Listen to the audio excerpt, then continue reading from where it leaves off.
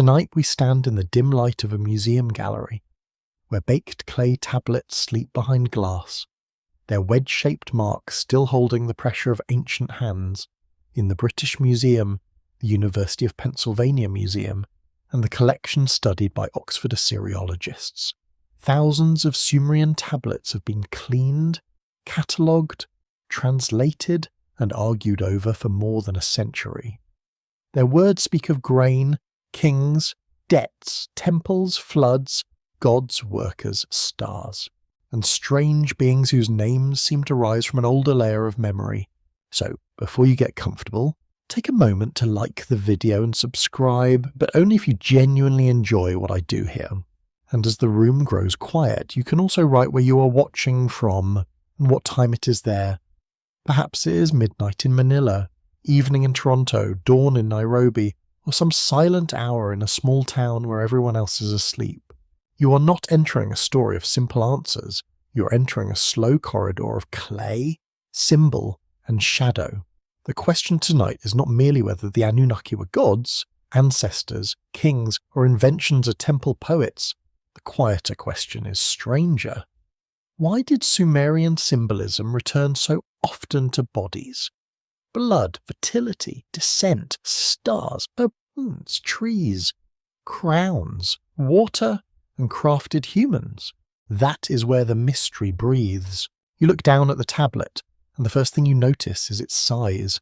It's not grand, it does not roar for attention. Many Sumerian tablets are small enough to rest in your palm, which feels almost rude. Honestly, humanity hides its cosmic anxiety on something the size of a biscuit. Yet these little clay objects carried the business of cities and the prayers of kings. They carried systems of memory before paper, before parchment, before alphabetic writing spread across empires. Records confirm that Sumerian cuneiform emerged in southern Mesopotamia in the late 4th millennium before the Common Era. Among the earliest known writing systems in the world, scholars at institutions such as Yale and the University of Chicago have long studied how these marks began with accounting, administration, and signs for goods, grain jars, sheep, workers, and rations came first. The universe, apparently, entered writing through paperwork. Some things never change, but paperwork becomes power when it survives 5,000 years. The clay dries, the reed stylus cuts, the mark remains, and slowly, across centuries, practical signs become hymns, myths, royal inscriptions, lamentations, omens, and lists of gods. Among those divine names, the Anunnaki appear, not always clearly, not always consistently, and never with the tidy explanations modern minds prefer. They are not introduced like characters in a neat novel. They emerge like figures seen through dust. You feel the coolness of the gallery floor beneath you. The air smells faintly of wax, old stone, and polished wood. Somewhere beyond the display cases, a guard shifts his weight. A shoe squeaks. The world remains modern, but only barely. On the tablet, the ancient marks do not look like writing at first. They look like little wounds. Each wedge seems pressed into the clay like a tiny command. Oh, this is one reason cuneiform feels so intimate. It is not ink placed on a surface. It is force entering matter. A hand presses a reed into wet earth, and the earth remembers. That image matters here. The Sumerians imagined creation through materials they knew closely. Clay was not just dirt. It was the substance of fields, walls, tablets, bowls, figurines, and bricks. It could hold water, grain, law, memory, and the shape of a human phase. In later Mesopotamian creation stories, humans are formed from clay mixed with a divine substance. The imagery is not laboratory science, of course, yet it is intensely biological in feeling. Body from earth, breath from beyond, life as a crafted mixture. Perhaps this is where the hidden tension begins. Sumerian symbols do not describe biology the way modern science does. They do not speak of cells, inheritance, organs, or microscopic structures, but they do speak constantly through living metaphors, birth, seed, blood, milk, breath, womb, food, water, sickness, strength, and death appear everywhere.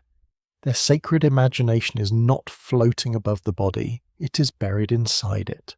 An open scholarly debate remains over how literally these myths were understood by ancient audiences. Some historians see them mainly as temple theology and political poetry. Others argue that they preserved older social memories, transformed through ritual language and mythic exaggeration. The careful answer is that both may be true. Myths can be beautiful, political, practical, and unsettling at the same time. You move closer to the glass, the Anunnaki wait in that uncertainty. Their name is often connected with divine lineage, with high gods, with those belonging to the heavens or descended from a great god. Yet the details shift by period, city, and text. In one tradition they are judges of the underworld, in another they belong among the great gods who shape fate. In later retellings, they become heavy with speculation, dressed in theories far beyond what the tablets plainly say. Still, it is easiest to understand why people speculate. The Sumerian world is filled with symbols that feel almost coded. Horned crowns mark divine status, stars signal heavenly power, serpents coil near renewal and danger, sacred trees rise like branching diagrams of life, fish cloaks cover sages who bring knowledge from the deep, kings claim connection to gods, temples are built like mountains, bodies, and cosmic machines. Quietly, the symbols gather. The mainstream fact is firm. The Sumerians built one of the earliest urban civilizations in southern Mesopotamia, with cities such as Uruk, Lagash, and Eridu shaping administration, religion, and monumental architecture. Archaeologists have recovered temples, cylinder seals, tablets, statues, tools, and everyday objects from these places. This evidence grounds the story in real mud, real labour, and real human communities. The fringe tidbit is more slippery. Some modern writers claim the Anunnaki symbolism encodes ancient genetic engineering, hidden anatomy, or knowledge brought from outside the earth. That claim is not accepted by mainstream scholarship, and the tablets do not state it in modern scientific terms. Yet the fascination persists because the imagery is so bodily, so deliberate, and so strange. A created worker, a divine mixture, a descent from above, a knowledge guarded by beings not quite human. You do not need to believe the wildest version to feel the unease. Sometimes symbols survive because they answer questions too old to die. Where did we come from? Why do we suffer? Why must we work? Why do rulers claim divine blood? Why does knowledge feel forbidden, even when it saves us? Why does every civilization seem to place life under the care of beings who stand just beyond the human edge? The Sumerians did not leave a single manual explaining all this. They left fragments, a seal impression, a broken myth, a god list, a temple hymn, a royal boast, a statue with wide eyes, a clay figure buried under a threshold, a tablet fired by accident when a city burned, which is a rather dramatic way for paperwork to become immortal. The fire destroys, the clay survives. And so you begin not with certainty, but with objects. That is the calmer path, the more honest path. A tablet under glass, a symbol cut into stone, a horned crown above a divine head, a tree flanked by zebras, a serpent whose meaning refuses to stay still. The Anunnaki may not be a solved mystery. They may be something better for a sleepless mind. They are a doorway into how ancient people imagined life itself, not as a mechanical process, but as a sacred arrangement of matter, command, inheritance, and breath. Their symbols do not hand you an answer, they invite you to notice patterns. Long before recorded history became history, there were older fears beneath it. Long before biology became a science, the body was already a riddle. Long before humans wrote theories of origin, they pressed signs into clay and wondered who had pressed meaning into them. The gallery grows still, the tablet remains silent, yet its silence is crowded. And in that quiet, you feel the first hidden suggestion of the night. Perhaps the biological secrets of the Anunnaki are not secrets in the modern sense. Perhaps they are not locked codes waiting for one perfect translation. Perhaps they are memories disguised as symbols, shaped by priests, scribes, workers, mothers, kings, and dreamers who lived beside rivers that fed them and sometimes swallowed everything they had built. You stand there, breathing softly, while the old clay keeps its patient face. Your mind drifts away from glass cases and polished floors toward a land where history has not yet arranged itself into neat dates. You arrive in southern Mesopotamia before the first great cities fully rise, when the earth is still deciding what kind of memory it will keep. The air is warm, heavy, and faintly salty. Reeds stand in thick green walls beside slow water. Mud sucks gently at the feet. Insects tremble in the dusk. Far above, the sky opens wide and pale, with no towers yet tall enough to challenge it. Here, the world is not empty. It is waiting. The rivers do not flow like simple lines on a map.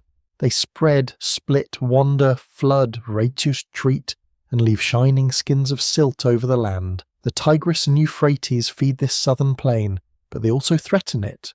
Water gives grain, fish, clay, transport, and life.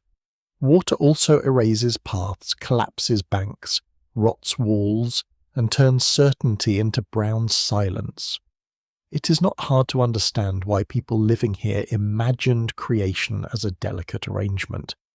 Too little water, and these ground cracks, too much water, and your world forgets your house. Archaeological research from universities such as Oxford and Chicago confirms that early settlement in southern Mesopotamia grew through irrigation, farming, craft production, and long-distance exchange. These communities did not wake up one morning and become civilization.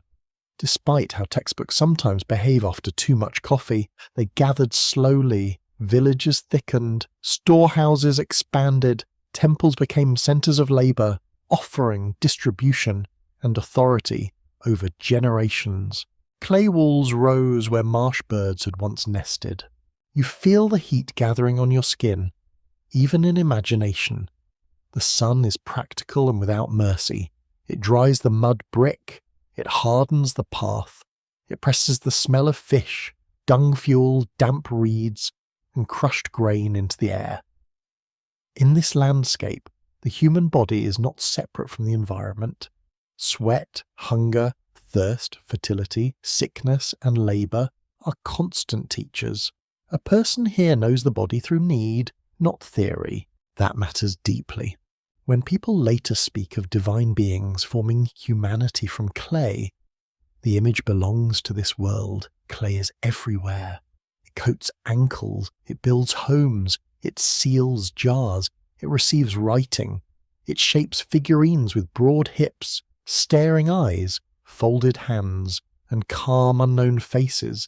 A child can hold clay and change it, a potter can turn it, a builder can stack it, a scribe can mark it, a god, the stories suggest, might do something greater. A god might shape clay until it breathes. The plain before Uruk is full of such possibilities. The reed hut becomes a house, the house becomes a settlement, the settlement becomes a city, yet each step carries the memory of marsh and mud. Even the later temples, raised on platforms and made to endure, are still made from earth cut, dried, and arranged by human hands. Civilization here is not stone conquering nature, it is mud negotiating with water. A strange little tidbit survives in the study of ancient Mesopotamian building customs. Under floors, thresholds, and foundations, archaeologists have sometimes found buried figurines, cones, pegs, and ritual deposits placed to guard structures. They were not decorations for guests. No one was meant to admire them while holding a cup and saying, "How charming." They were hidden helpers, sealed into the body of a building, as though the structure needed unseen organs. The idea feels small at first, then it deepens. If a house can have hidden guardians, perhaps a temple can have a hidden anatomy. If a city can be protected by buried signs, perhaps land itself can be read as a living surface. This is where Sumerian imagination begins to feel biological without becoming modern biology. It sees systems, it sees nourishment, it sees birth from earth, it sees boundaries, openings, channels, flows, and seals. It sees life as something that must be ordered, fed, defended, and renewed. The earliest farmers of this region do not think in sterile diagrams. They think in seasons, storage, and survival. Seed goes into darkness, green shoots return, animals breed, milk appears, wounds close, or fail to close. Children are born from the hidden chamber of the body. Bodies return to the ground. The same mud that swallows the dead also feeds barley. One can imagine a quiet person watching this cycle and deciding quite reasonably, that the earth is not a decayed matter. It is a secret worker. Scholars continue to debate how much early Mesopotamian religion grew directly from agricultural experience, and how much was shaped by emerging temple institutions and political control. Some researchers emphasize daily subsistence and environmental pressure. Others point to priestly organization, social hierarchy, and public ritual. The truth may rest between them, like a boat pulled by two currents. Belief grows from hunger and weather, but power teaches belief how to dress. You walk through a settlement at the edge of the Mar. The walls are low, smoke rises blue from cooking fires, someone twists reeds into matting, someone grinds grain with a steady, dull rhythm, a child follows a goat through dust. Nearby, a potter turned to wet clay, and a vessel grows beneath his fingers like a slow thought becoming useful. No one here says the word empire. No one knows that later, centuries will treat their descendants as founders of civilization. They are simply trying to live until the next harvest, which is perhaps civilization's least glamorous secret. The grand beginning of history is mostly storage problems, irrigation arguments, and wondering where someone put the good basket. Yet in the same ordinary world, symbols begin to gather. The reed becomes more than a plant bed. It is shelter, tool, pen, boat, mat, fence, and flute.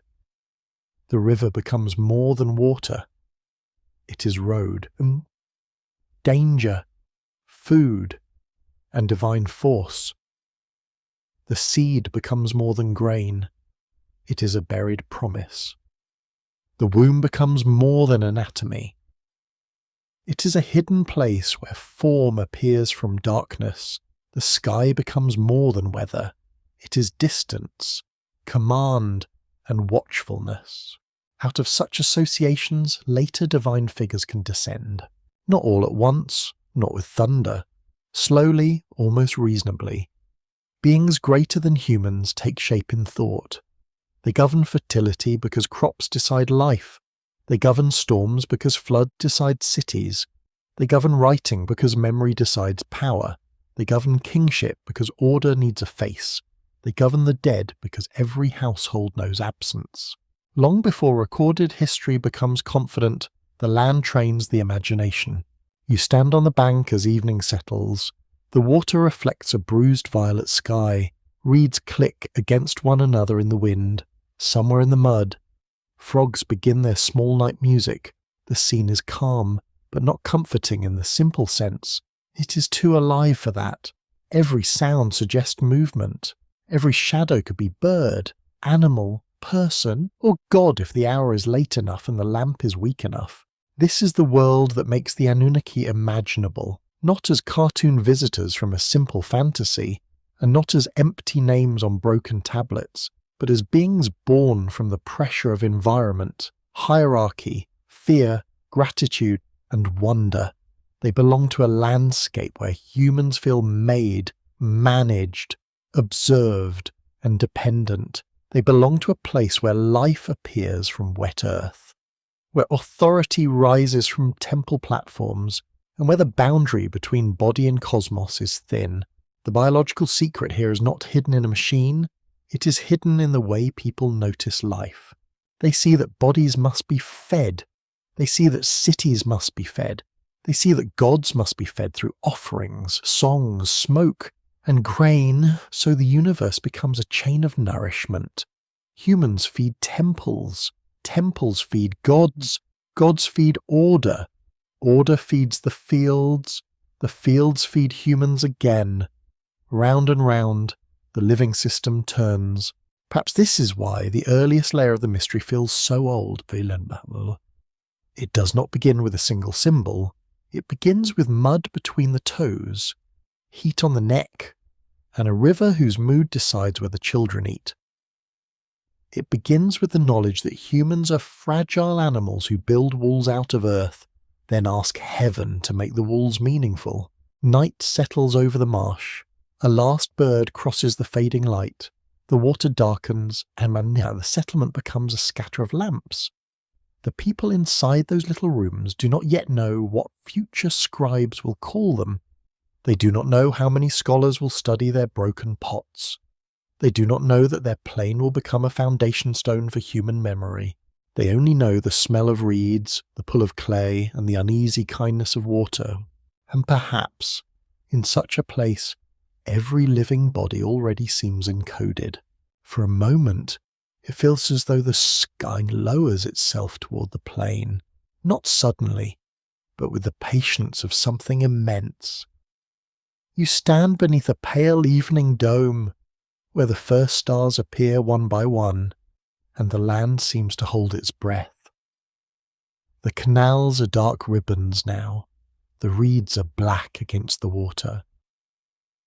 In the distance, a raised temple platform catches the last colour of the sun, glowing like a shaped piece of the horizon. This is where the gods begin to descend, not in the simple way a body climbs down a ladder, not like a painted scene where clouds open and everyone politely understands the plot. The descent is older, slower, and more mysterious than that.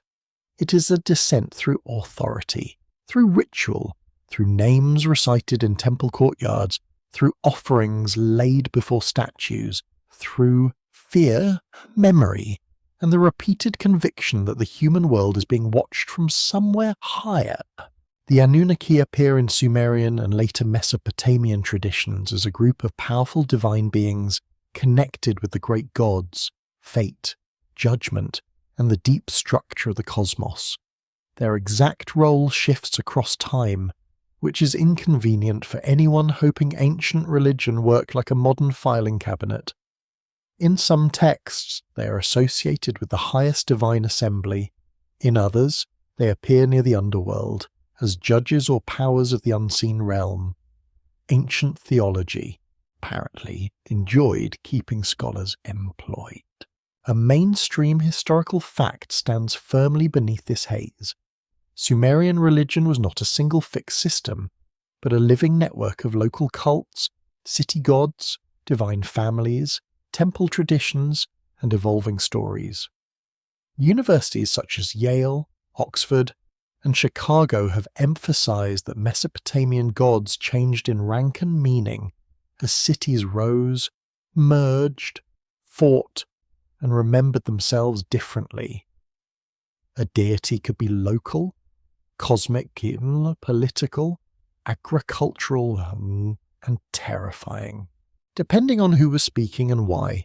So the Anunnaki do not step from the tablets like neat modern characters, they gather. You hear their name carried in the murmur of scribes, priests, and singers. The sound is not translated cleanly inside the mind.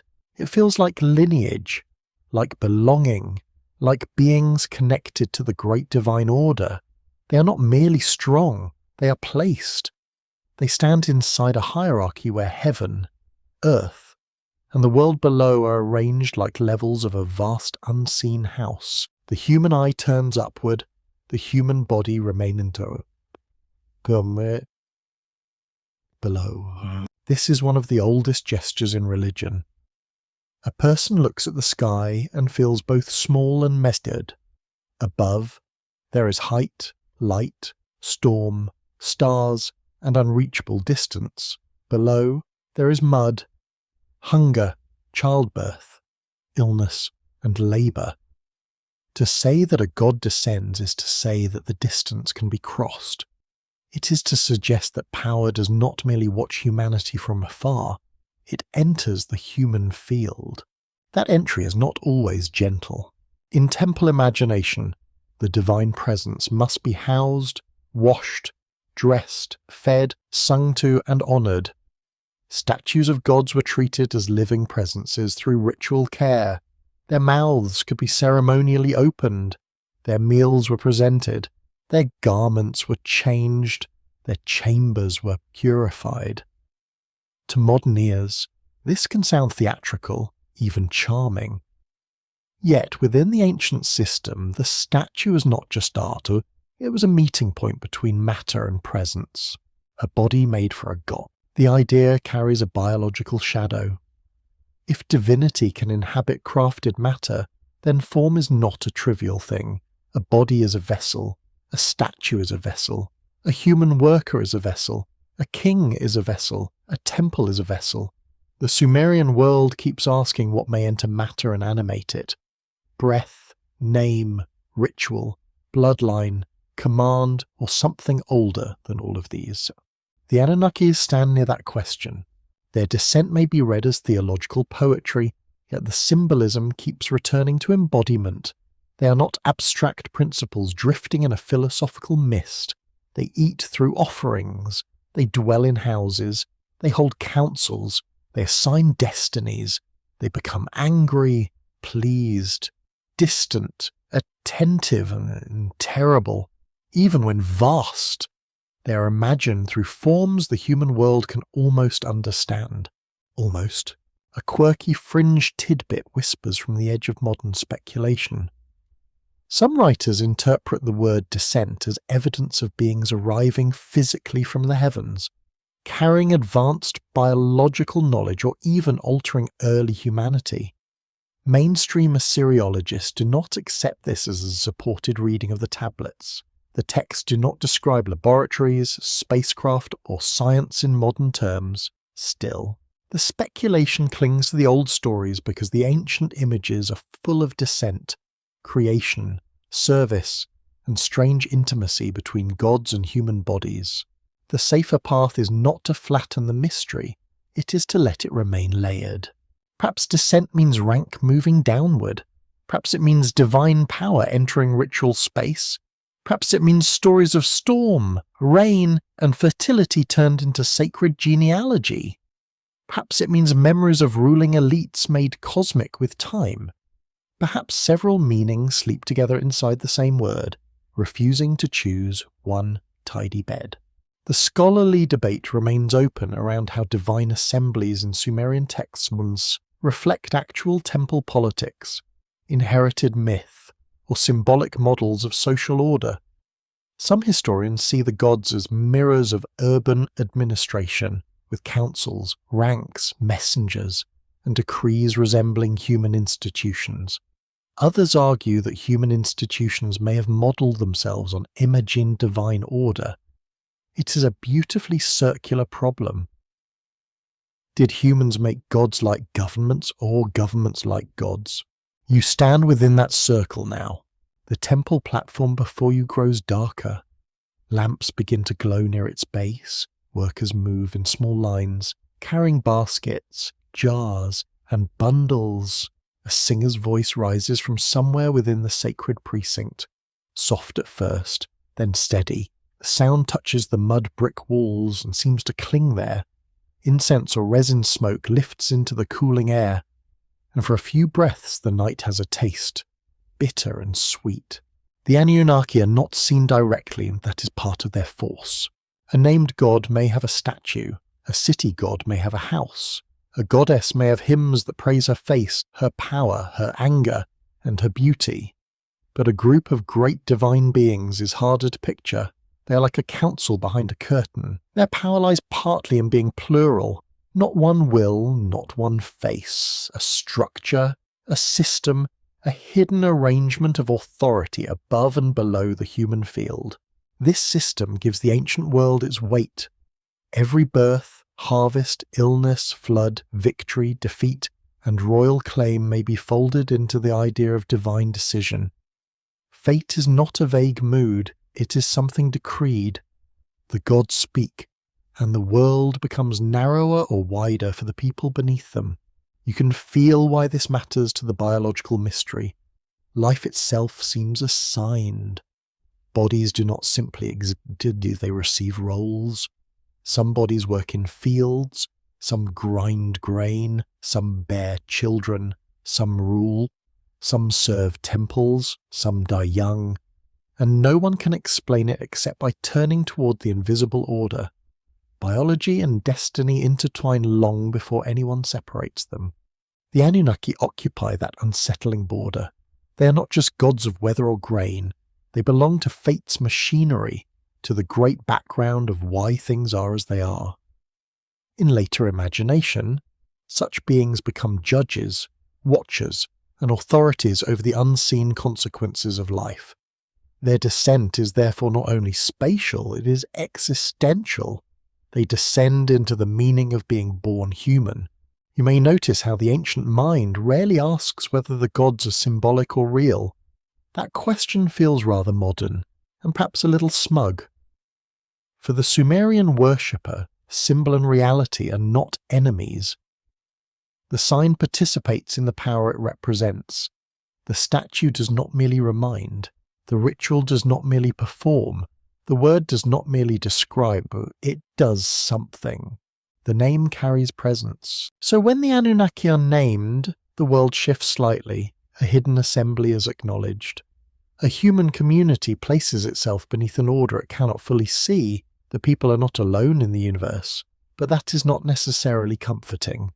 Being watched can soothe. It can also tighten the throat. The sky deepens. Stars multiply until the heavens look seeded with fire somewhere. A canal gate creaks somewhere. A dog barks once and falls silent. The temple lamps burn on, as if answering stars with smaller earthly stars. You feel how a person could stand here and believe that above the human world there are powers older than cities, and that those powers once crossed the distance. Perhaps they descended as rain, perhaps as law, perhaps as names, perhaps as the haunting idea that humanity was never completely self-made. In your ears, the night sound changes into the soft scrape of a seal rolling across damp clay. You're inside a quiet workshop now, where a small cylinder of carved stone rests between the fingers of a craftsman.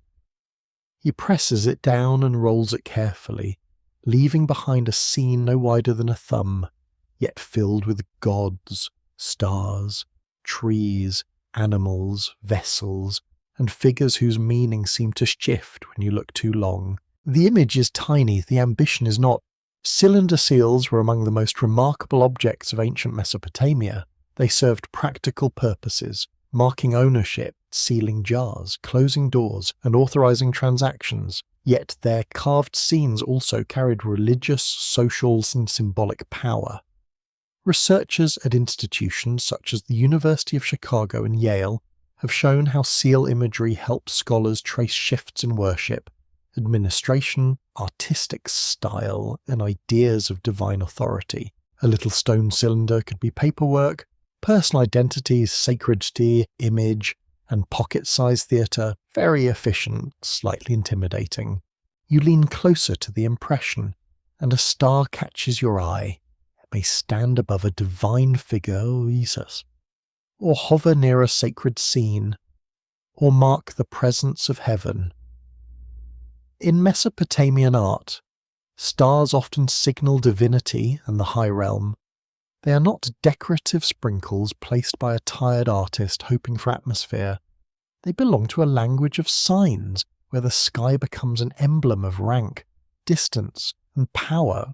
Beside the star, a horned crown rises from the head of a god. Horns in Mesopotamian iconography mark divinity, especially when arranged in multiple tiers, A human ruler may stand proudly, but the horned crown tells you when a figure belongs to another order. It is a visual boundary. Flesh may be shaped like flesh. Eyes may resemble human eyes. Hands may hold familiar objects, yet the crown declares that this body is not ordinary. This is where symbolism becomes almost biological in feeling. A crown is not flesh, yet it changes the meaning of the body. Horns belong to animals, strength, fertility, wildness, and masculine force. But in divine art they become signs of rank. The god wears animal power without becoming merely animal. The image fuses human form, beastly energy, and heavenly authority. It is a hybrid statement, not a scientific diagram, certainly, but a coded body. A coded body can carry many truths. The winged form appears next to kiss, and your attention slows. Wings in ancient art often mark movement between realms, speed, protection, or supernatural reach. In later Mesopotamian imagery, winged beings guard doors, flank sacred trees, and tend royal power. They are not simply angels in a modern sense, though the sleeping mind may try to tidy them that way. Wings extend the body beyond human limits. They say this figure crosses distances that you cannot cross. Then comes the sacred tree. It rises at the centre of some scenes, like a patterned, branching column. Figures stand on either side, sometimes reaching toward it, sometimes guarding it, sometimes participating in a ritual whose meaning is still debated. Modern viewers often think of a tree as nature, growth, and life. Ancient viewers likely saw even more. A tree could suggest fertility, order, abundance, divine care, or a cosmic axis linking earth and heaven. Its branches divide and multiply. Its roots vanish into darkness. Its fruit carries future life. How polite of a tree to become a complete philosophy. The mainstream fact is clear. Mesopotamian visual symbolism was not random ornament, but a structured system of divine signs, ritual gestures, status markers, and mythic references. Scholars trained in art history, Assyriology, and archaeology compare seal impressions, statues, reliefs, inscriptions, and temple context to understand these patterns. The same symbols repeat because they belong to shared visual traditions. Repetition creates meaning. Repetition also creates memory. You notice how the symbols behave almost like writing, even when no words appear. A star announces the divine. A horned crown separates God from human. A flowing vase suggests life-giving water. A serpent may indicate danger, healing, renewal, or underworld force. Depending on context, a tree may gather fertility, order, capusa, and cosmic structure. A winged guardian may hold boundaries between ordinary space and sacred space, and a scene becomes readable, though never completely.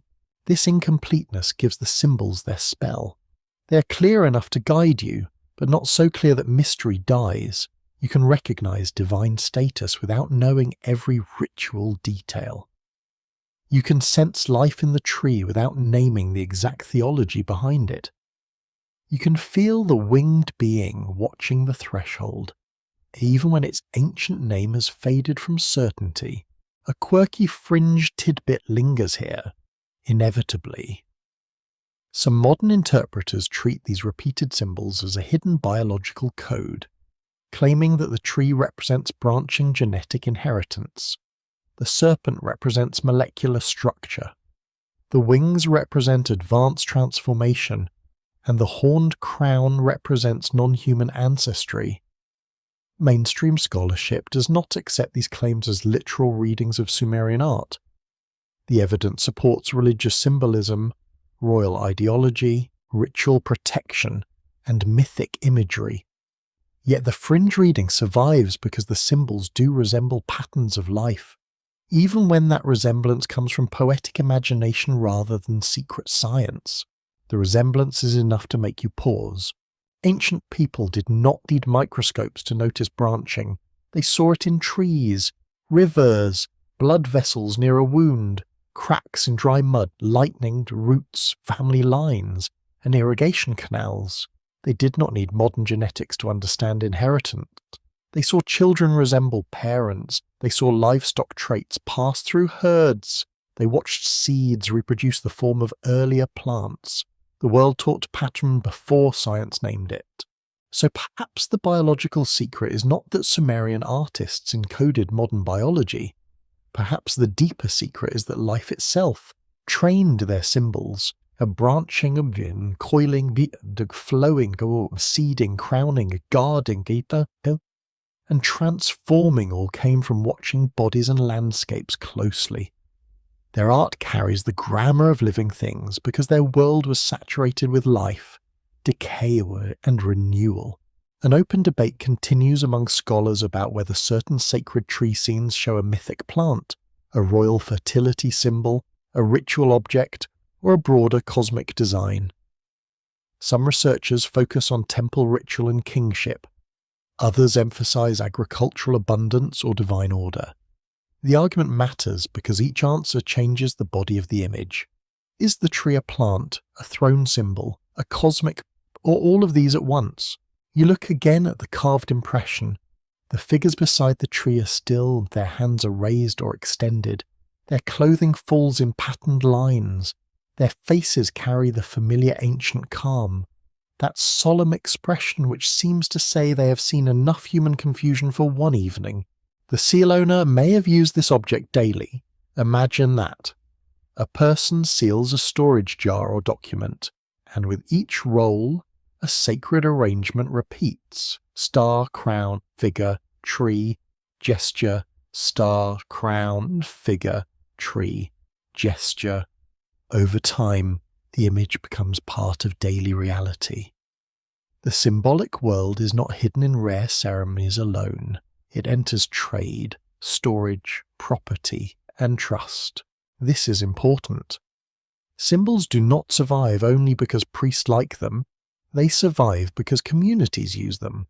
A sign must move through hands, eyes, and habits. It must appear often enough to become natural, and strange enough to remain powerful. The Anunnaki, in this symbolic world, are not always pictured plainly as a single group. Their presence is more like a pressure behind divine order.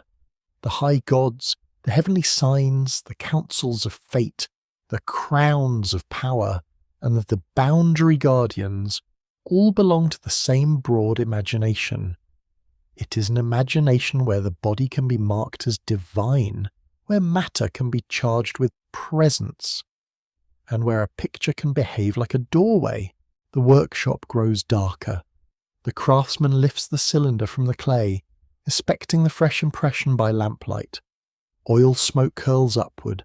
The scent is thick and soft. Outside, someone laughs briefly. Then the sound fades.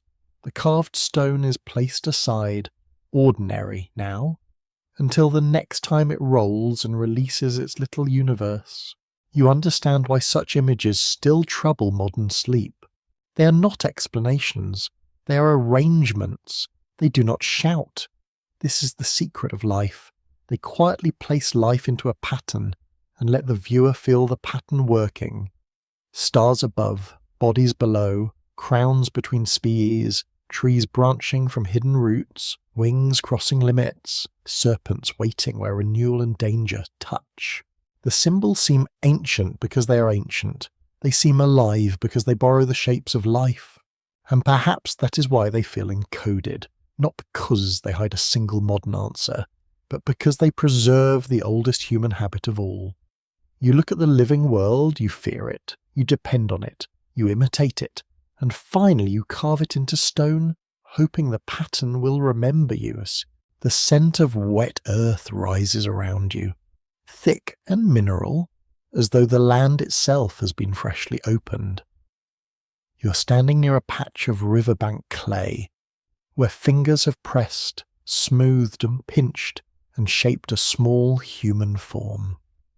The figure is not yet a person, is only an outline, a head, a torso, a suggestion of arms, a softness where the face will be.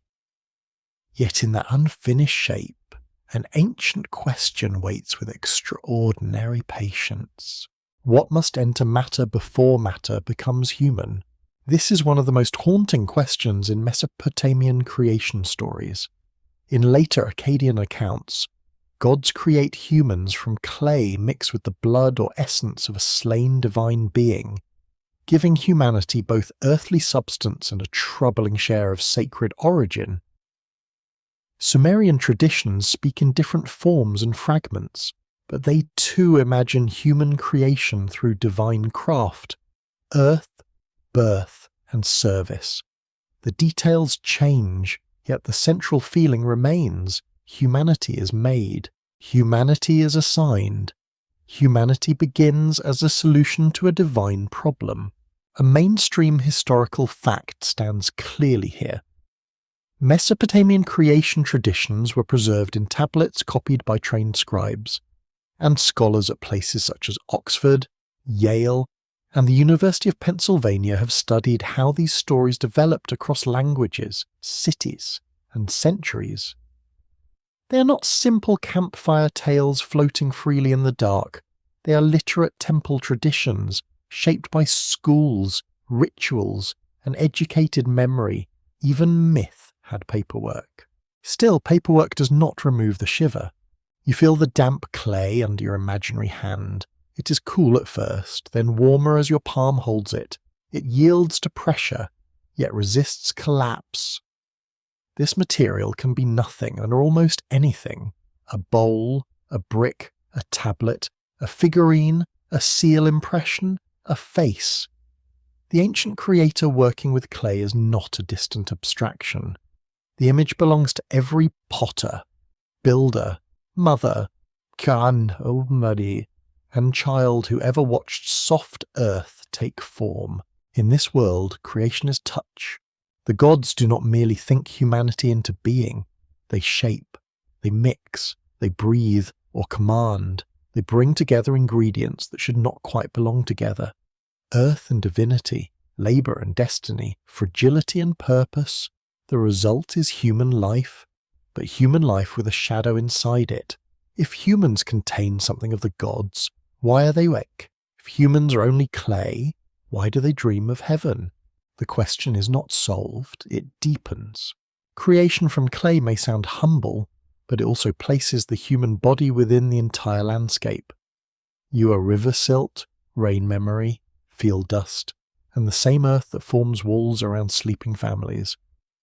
A body is not separate from the city, it is built from the same substance as the house, the tablet, and the temple. That is a profoundly physical imagination. It does not despise matter, it treats matter as waiting for instruction. Here, the biological symbolism becomes especially rich. Clay alone is inert, divine essence alone is unreachable, life appears when the two are combined. The mythic mixture works like a sacred metaphor for animation, heredity, and identity. Even though it is not a scientific explanation, it asks what makes a body more than material. It asks what hidden ingredient turns form into appetite, speech, fear, loyalty, and memory. Blood enters the story like a dark signature. In some Mesopotamian accounts, a divine being is sacrificed, and from that god's blood or essence, humanity is formed. It is not a gentle image, but it is also not presented merely for horror. Blood carries life, kinship, force, guilt, and continuity.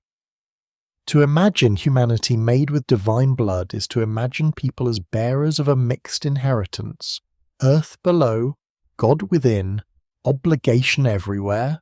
A quirky fringe tidbit has grown around this image in modern times.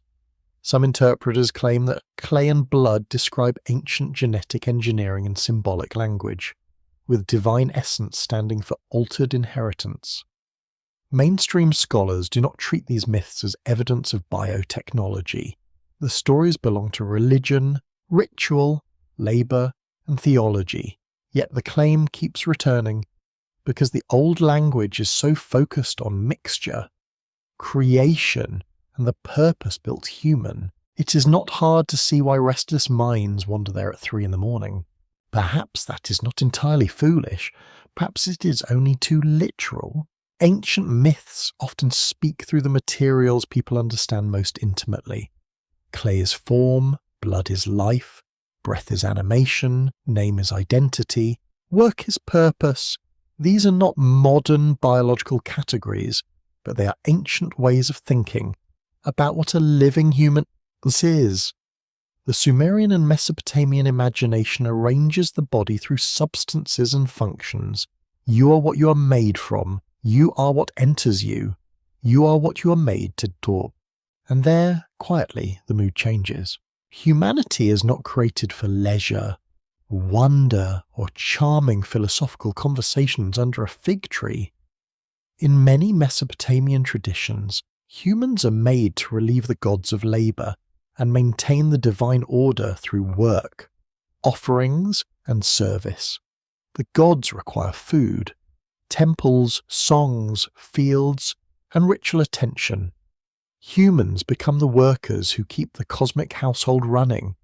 It is a magnificent promotion. If one is very generous, it is also unpaid. You stand at the edge of that uncomfortable thought. The biological secret of such a myth is not simply origin, it is function. A created being is designed for a role. Hands are not just hands. They harvest, lift, grind, build, watch, carry, knead, and offer. Backs bend, feet walk fields, mouths chant hymns, wombs produce future workers and future worshippers. The body becomes part of a system that extends beyond individual desires. An open scholarly debate continues over whether these creation myths mainly reflect temple labour system, theological ideas about divine dependence, or broader human attempts to explain suffering and work. Some historians read the stories as a mirror of social organisation, where ordinary workers sustain elites and gods alike. Others emphasise a deeper spiritual logic in which human service maintains balance between heaven and earth. Both readings feel persuasive, and both leave fingerprints on the clay. The world of the myth is practical, almost painfully so. Gods grow tired, tasks must be done, food must be produced, canals must be maintained, offerings must arrive. Humans are created because labour cannot be escaped, only redistributed. Even the divine realm has administrative problems, which is somehow both majestic and familiar. The clay figure in your hand now seems less innocent. Its little arms suggest work. Its small head suggests obedience, thought, fear, perhaps prayer. The face has no expression yet, but you can imagine wide eyes like the votive statues later placed in temples, staring forever in attentive devotion. Those statues are not portraits in the modern sense. They represent worshippers standing in continuous prayer, bodies made permanent before the divine. Even stillness becomes labour. There is tenderness in this and unease. To be made from clay is to be close to the earth. To be mixed with divine substance is to be close to the gods. To be created for service is to be close to duty. The ancient human stands at the crossing of all three. No wonder the stories feel heavy. They do not flatter humanity with pure freedom. They offer belonging at a cost. The river wind brushes your sears, the clay dries slowly under your fingers, tiny cracks begin at the edges of the shaped form. You sense how quickly a body can lose moisture, warmth, and breath. Life is delicate.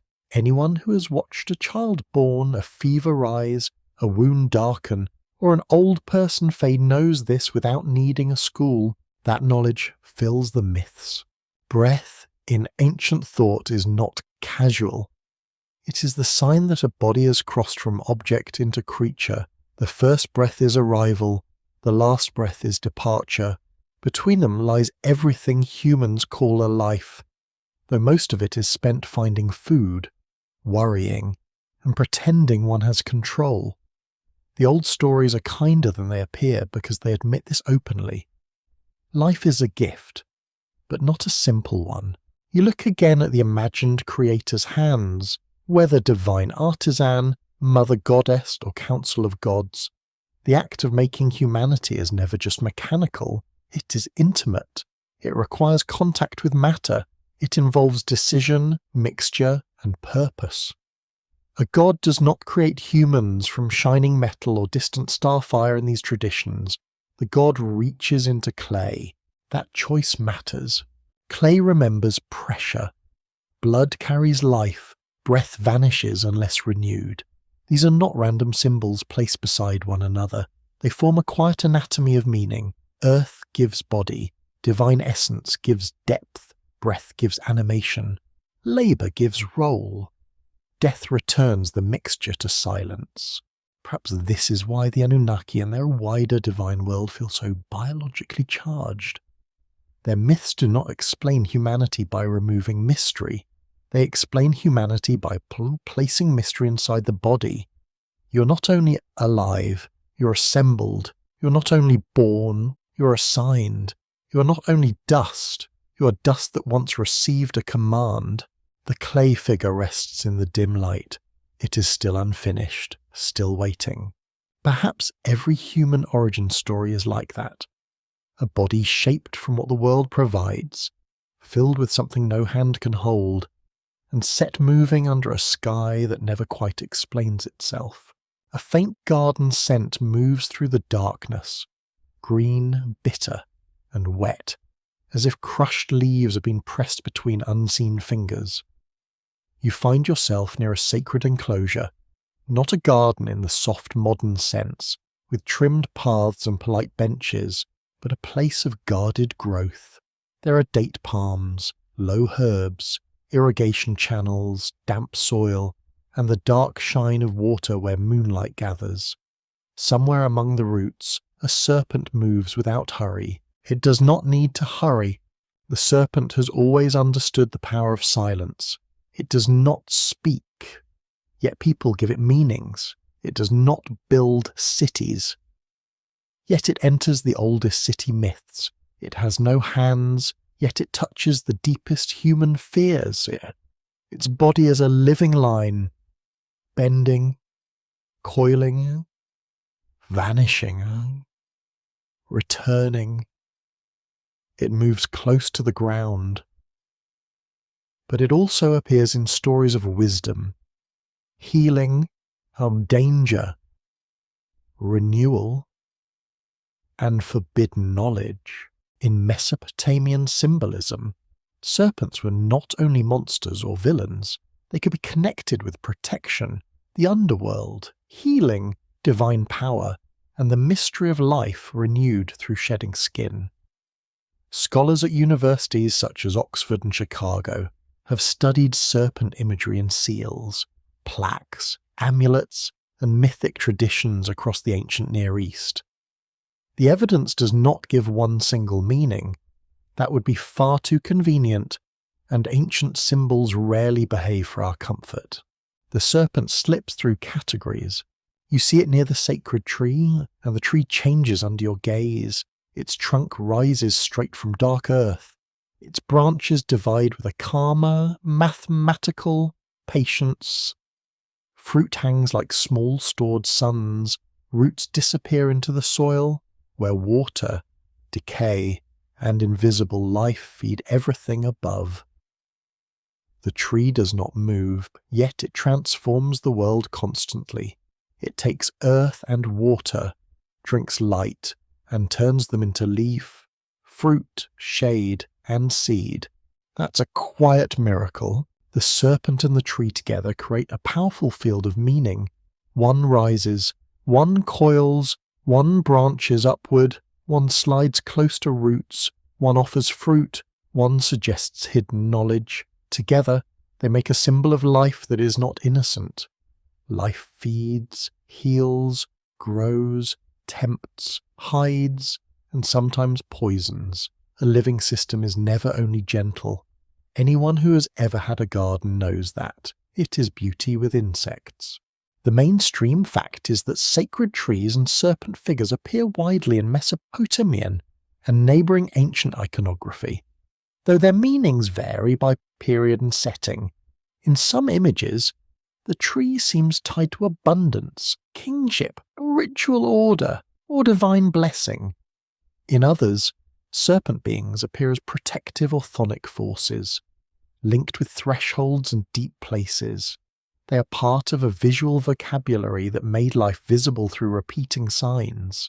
You stand beside the irrigation channel and listen to the water. It moves softly, pushing through silt, carrying the smell of roots. This water gives the garden its body. Without it, the leaves curl, fruit shrivels, and the tree becomes a memory of itself. Ancient southern Mesopotamia knew this dependence intensely. Irrigation was not a detail of farming. It was the difference between stored grain and hunger. So the sacred tree is never just a tree, it is a sign of managed life. A tree in such a landscape requires channels, tending, pruning, timings and protection. It stands for fertility, yes, but also for order imposed on fragility. The serpent near it complicates that order. It reminds you that life contains a hidden force outside human planning. Things grow in the dark, skin changes, venom heals in one story and kills in another, knowledge nourishes, then wounds. A quirky fringe tidbit appears whenever the serpent and tree are discussed together. Some modern interpreters claim the coiling serpent represents a double spiral of inheritance, while the sacred tree represents branching genetic code. Mainstream historians do not treat Sumerian or Mesopotamian serpent and tree imagery as a literal map of genetic structure.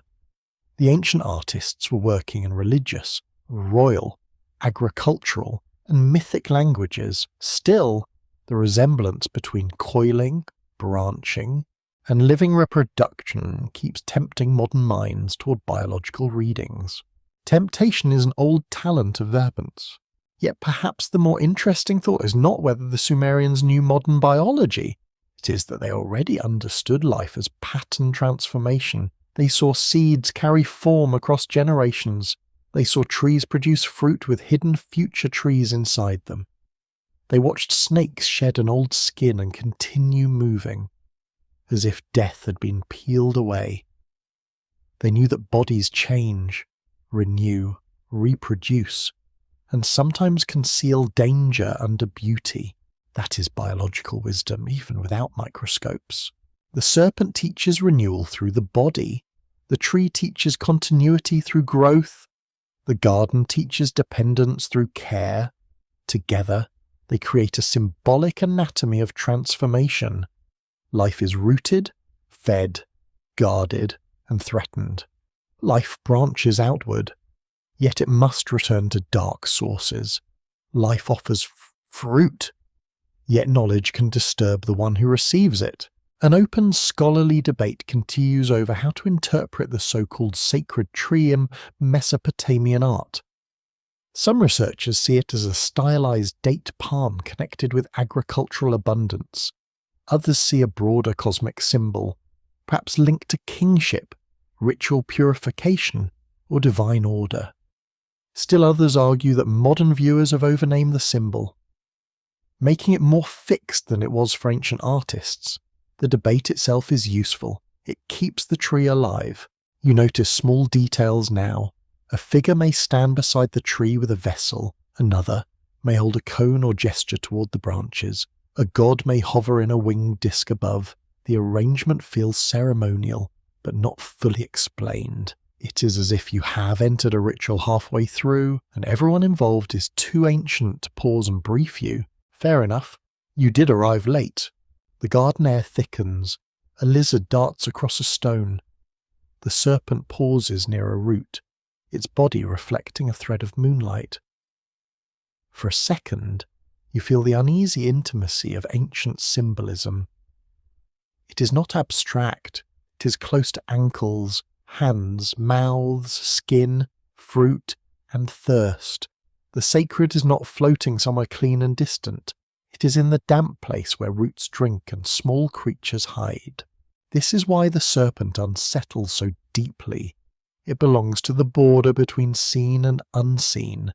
You may notice the tree, the fruit, the channel, and the wall, but the serpent appears from below, from grass, from cracks, from the corner of the eye. It is knowledge before announcement. It is the thing already present before you recognize it. The Anunnaki world, with its councils, decrees, and crafted humanity, finds in such symbols a language for controlled and uncontrolled life. Gods may establish order. Temples may maintain offerings. Kings may claim divine favour, yet the serpent remains. The tree keeps growing from hidden roots. Life refuses to be fully administrative, which must have been annoying for ancient officials and remains annoying now. You kneel near the water and touch the soil. It is cool beneath the surface. Seeds are sleeping there, though sleeping is perhaps too soft a word. They are waiting instructions from moisture and warmth. Their future form is hidden in something small enough to lose in a fold of cloth. Ancient people saw this and built wonder around it. A seed is a secret with a shell. In the human body, they saw similar mysteries. Conception occurred unseen. A child formed in darkness. Milk appeared after birth. Blood marked danger. Kinship and transition. Hair grew, nails grew, wounds healed. Fevers burned, and thus the body changed without asking permission. The world was full of invisible processes producing visible results. The sacred tree and serpent gave those processes shape. Perhaps that's the biological secret concealed in these symbols, not a hidden laboratory, not a diagram left by visitors from the stars, a more ancient code made of observation, awe, anxiety, and ritual. The Sumerian imagination took the living world and arranged it into signs that could be repeated, touched, carved, sealed, prayed over, and feared.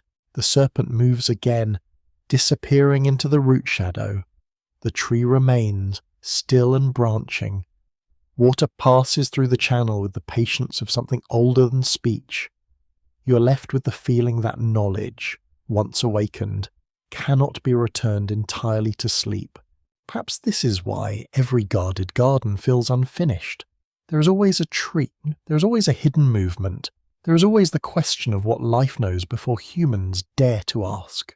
A soft splash breaks the darkness, and the marsh opens before you like a breathing animal. The air smells of wet reeds, fish scales, warm mud, and smoke from distant cooking fires. Water insects skate across the surface. Moonlight rests on the channels in thin silver sheets. Then, at the edge of the bank, a figure appears, clothed in something that does not quite belong to ordinary human life. It wears the skin of a fish. The image is strange, but it is not careless. In Mesopotamian art and later tradition, certain sage figures are shown wearing fish cloaks, with the head of the fish resting over the human head and the body falling down the back. These beings are often associated with the Apkallu, ancient wise figures linked with knowledge, ritual, craft, and the ordering of civilization. They stand near kings, temples, and sacred trees, carrying buckets and ritual objects, as if tending to the hidden cleanliness of the world. Research from major collections and universities, including the University of Pennsylvania and Oxford, confirms that Mesopotamian protective and sage imagery appears on reliefs, figurines, seals, and foundation deposits. These figures were not casual fantasy creatures. They belonged to learned religious traditions connected with purification, protection, and the transmission of wisdom. The ancient world took wisdom very seriously, which is more than can be said for some comment sections. You watch the Vish-cloaked figure step through shallow water. Its human hands are visible, its feet disturb the mud. Yet the garment changes everything. It gives the body a second nature. Human above, fish around, water remembered in the skin, The figure seems to carry the marsh on its back, as if knowledge has risen from deep channels and chosen a human shape only temporarily. This is the unsettling beauty of the Apkallu. They are not the Anunnaki, yet they belong to the same broad world of divine order and ancient instruction. In later Mesopotamian tradition, the sages are remembered as culture bringers, figures who taught humanity crafts, rites, wisdom, and proper conduct before the Great Flood changed the world. Some lists place them in a primeval age, close to the beginning of kingship and civilization. They are not merely teachers, they are keepers of a lost arrangement. The mainstream fact is clear enough. Mesopotamian scholarship recognizes the Apkallu as learned mythic sages associated with antediluvian wisdom, priestly knowledge, and protective ritual. Their fish cloaks likely connect them to water, especially the deep freshwater realm associated with wisdom and divine power. They represent knowledge emerging from a source below ordinary sight. The fish garment is not a random costume, it is theology with fins. You stand beside the marsh and feel why water matters. Water hides things, it reflects the sky, but conceals its own depth. It nourishes life, yet drowns the careless. Fish move inside it like thoughts beneath speech. To imagine wisdom coming from water is not absurd. It is almost natural. A canal teaches patience. A flood teaches humility. A marsh teaches that paths may exist where no road appears. The Apkallu carry this watery intelligence. Their bodies are not monstrous in a crude way. They are composite. The human form remains present, but it is joined to another life. This joining creates a symbolic biology of knowledge. Wisdom is not only in the head, it is worn, inherited, transmitted, and embodied. The fish skin becomes a sign that the sage has crossed a boundary. He belongs to land and water, to human society and older depths. A quirky fringed tidbit clings tightly to these figures. Some modern writers describe the fish-cloaked sages as a memory of amphibious visitors who emerged from the sea to instruct early civilization. Mainstream historians see no evidence for literal non-human teachers. The texts and images are best understood within Mesopotamian religion, ritual, and myth.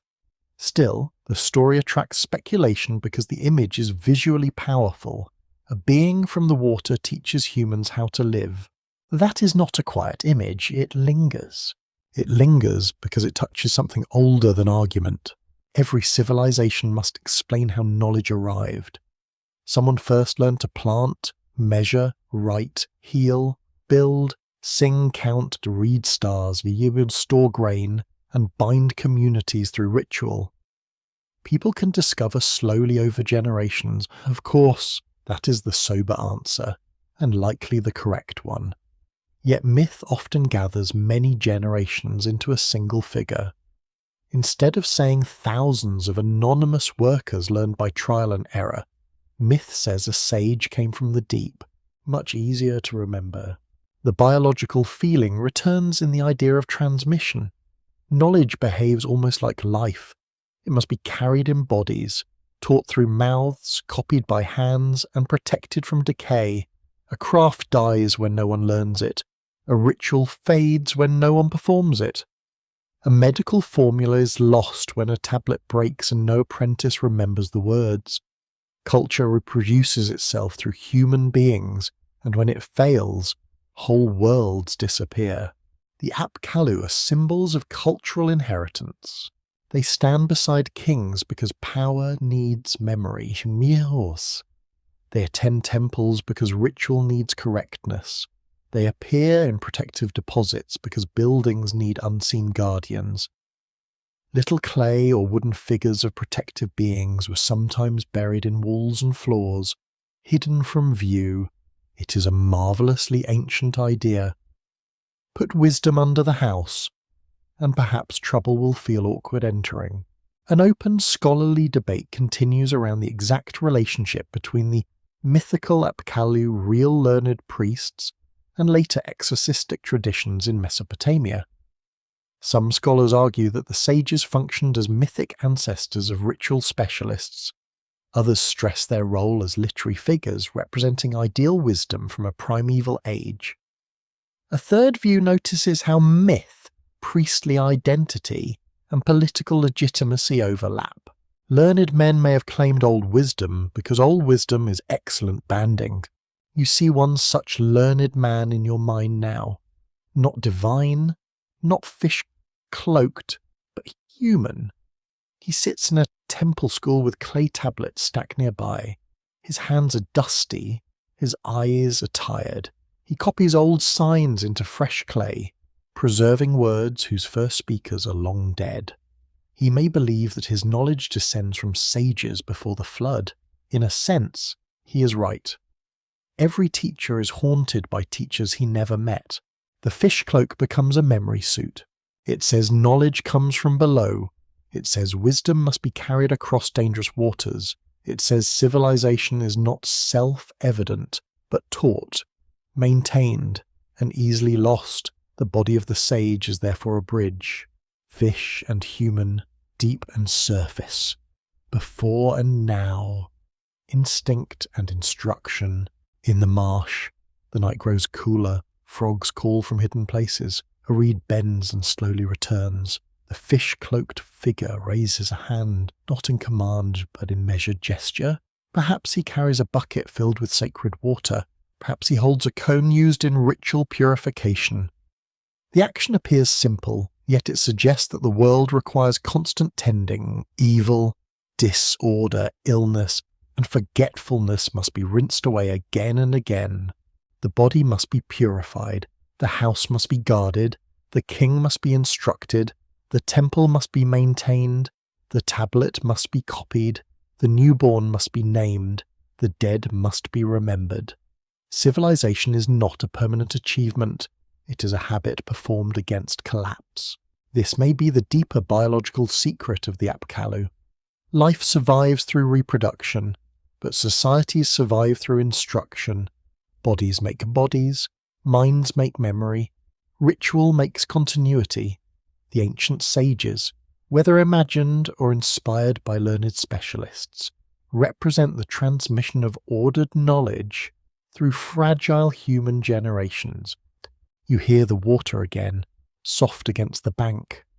The fish-cloaked figure fades into the dimness, leaving no footprint that the marsh will keep for long. Yet the image remains. A human body wearing the sign of the deep, a teacher shaped by water, a memory of wisdom older than the city walls. Perhaps the oldest teachers were never meant to be fully human in the imagination. Perhaps that was the point, for knowledge itself often feels like something that rises from elsewhere, touches a waiting mind, and returns to depths no one can measure. The sound of sandals crosses a courtyard at dawn. Slow and careful over packed earth, you stand near a palace wall, where the first sunlight touches carved brick and the air smells of baked dust, wool, and cooling ash. Servants move quietly with baskets. A scribe sits nearby with a damp tablet on his lap. A royal name waits to be pressed into clay, and with it comes a claim older than the king himself. Power does not simply begin with a crown. In ancient Mesopotamia, kingship was more than government. It was a sacred arrangement, a public drama, and a fragile contract with the divine world. Kings built temples, dug canals, led armies, issued judgments, and offered gifts to the gods, yet their authority needed a source beyond human ambition. A ruler could command soldiers, but to command memory, he needed heaven leaning over his shoulder. That is where inheritance becomes mysterious. The Sumerian king list, preserved in later copies, presents kingship as something that descended from heaven and passed from city to city. It names rulers and dynasties, placing them inside a grand sequence of authority. Some early reigns are given extraordinary lengths, stretching far beyond ordinary human life. Modern historians do not read those huge numbers as straightforward biography. They are royal ideology, mythic time, and sacred mathematics woven into political memory. Still, the numbers are strange. a mainstream historical fact is steady beneath the wonder. Scholars at institutions such as Oxford, Yale, and the University of Chicago have studied the Sumerian king list as a document that blends historical rulers, legendary memory, city rivalry, and theological claims about rule. Some names can be connected with real early dynastic history. Others belong to a more mythic horizon, where kingship glows with impossible duration. It is history wearing ceremonial clothing. You look across the courtyard and imagine a king emerging from the shadowed doorway. His robe is heavy, his beard is arranged. His attendants lower their eyes. He is human. Of course, he eats, ages, sweats, worries, and probably complains about builders like every powerful person in history. Yet public symbolism transforms him into something more than a man. He becomes the chosen body through which order enters the city. The royal body matters. It must be displayed, praised, protected, perfumed, fed, clothed, and represented in statues. It must appear strong enough to hold the city together.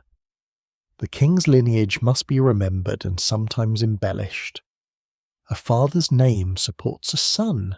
A dynasty becomes a kind of extended body, passing authority through blood, marriage, ritual, and inscription. The human family becomes a political organism. This is biological symbolism in public form. Kingship is inherited, but it is also granted. Blood matters, yet divine favour matters more. A prince may be born into a royal house, but birth alone does not guarantee permanence. The gods must approve, the city must accept, the scribes must record, the temples must be maintained.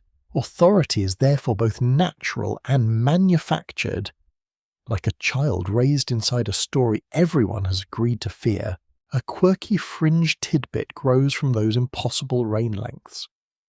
Some modern writers claim that the long-lived kings in early Mesopotamian lists reveal non-human genetics, altered lifespans, or descendants of the Anunnaki ruling before ordinary humanity. Mainstream scholars reject this as unsupported by the evidence.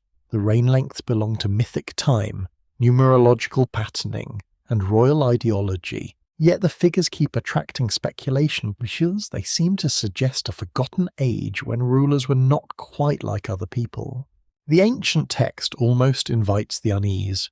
When a list says kingship descended from heaven, it does not sound like ordinary politics. It sounds like a transfer of power from an upper realm into human history. The phrase creates a bridge between cosmic order and city administration. It tells the listener that rule is not an accident. It has a source, it has a path, it has a sacred chain. You can hear that chain in the scribe's stylus. The wedge enters the clay. A name appears, then another. City follows city. Reign follows reign. The list becomes a spine of memory. Each ruler like a vertebra holding the body of the past upright. Without such lists, power becomes loose. With them, power becomes inherited structure. It becomes a timeline that can be recited. An open scholarly debate continues over why the Sumerian king list was composed in its surviving form. Some historians see it as an attempt to unite competing city traditions under a single vision of kingship. Others view it as a political tool favouring certain dynasties and excluding inconvenient rivals. A further interpretation treats it as a meditation on the movement of divine authority through unstable human cities. The clay does not settle the matter, it merely keeps the argument alive. That feels appropriate. Kingship in ancient Mesopotamia was never secure for long. Cities rose, fought, flooded, rebelled, and fell. A ruler might claim eternal favour, only to be replaced by someone with a sharper army and a better inscription. The gods, as usual, could be interpreted after the battle. Victory confirmed favour. Defeat explained its loss. The system was elegant, provided you were not the defeated king. You stand near a carved image of a ruler before a god. The king raises his hand in reverence. The god sits larger, horned, and calm, receiving the gesture. The scene is not merely devotional, it is a diagram of authority. Human power approaches divine power and receives legitimacy. The royal body bows so the royal office may stand taller. There is something almost genetic about this public ritual, not because it encodes modern science, but because it concerns transmission. Authority passes through lines, names pass through generations, titles reproduce, symbols replicate across seals, statues, and inscriptions. A crown worn by one body becomes meaningful because earlier bodies wore it and later bodies will claim it. Kingship is a hereditary pattern reinforced by ritual repetition. The pattern becomes stronger than the person. A king may die, but kingship survives. A dynasty may fall, but the idea of heavenly rule returns. The body decays, but the title seeks another body. This is the unsettling structure beneath royal symbolism. It treats individual humans as temporary vessels for something larger, something that moves through them and outlives them. Perhaps this is why divine bloodlines matter so often in ancient cultures. To claim descent from gods is to claim that your body carries more than ordinary ancestry. It carries permission, it carries destiny, it carries the right to organize other bodies, to command their labor, collect their grain, direct their prayers, and decide which walls deserve rebuilding first. You feel the weight of that claim. The Sumerian and Mesopotamian world did not always portray kings as gods in the same way. Some rulers were divinized, especially in particular periods, while others remained powerful servants of the gods. The boundaries shifted by time and place, yet the royal image often brushed against divinity, borrowing its signs, standing near its statues, and speaking in language that made the king seem necessary to cosmic balance. The palace courtyard brightens, workers bring tablets, jars hidden woven over goods. A messenger arrives, dusty from travel. The king's household is awake now, and the city's machinery begins to move. Or, behind all this movement lies a quiet idea. The ruler's body is the hinge between heaven's will and the human crowd. It is a dangerous hinge.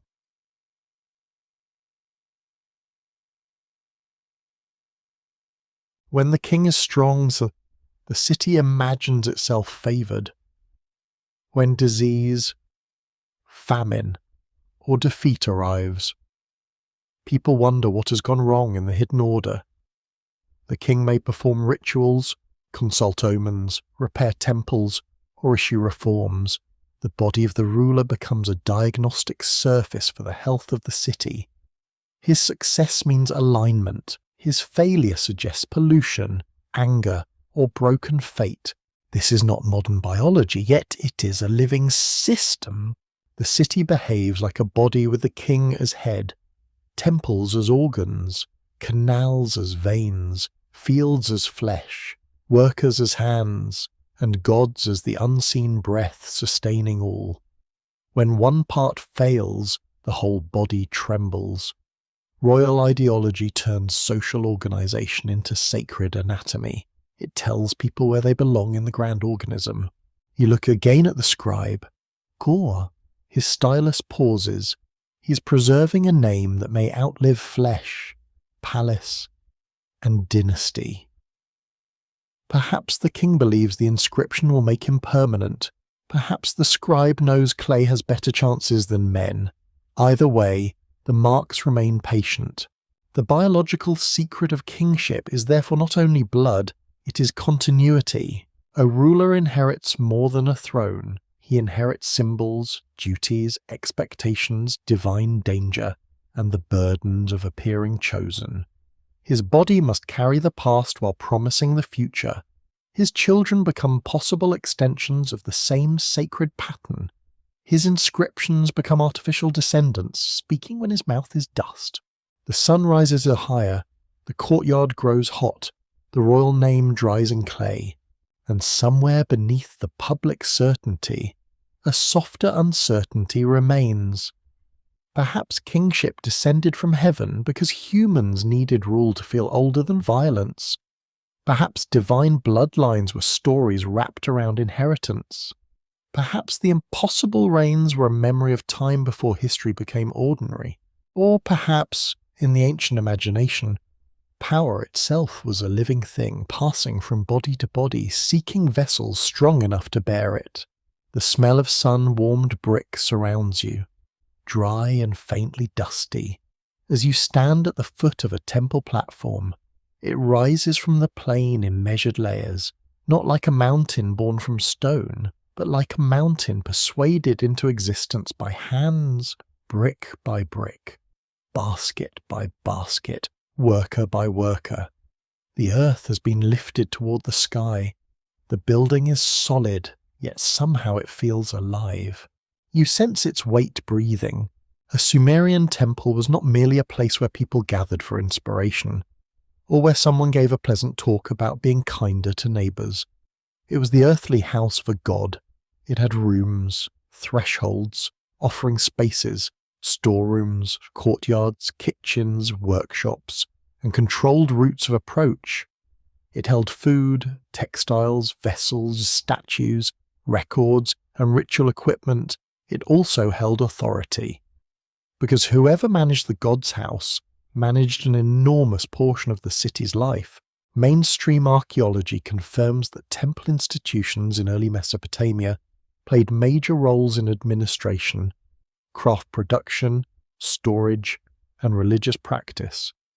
Research associated with the University of Chicago's long study of ancient Near Eastern sites has shown how temples were deeply tied to economic organization and public identity.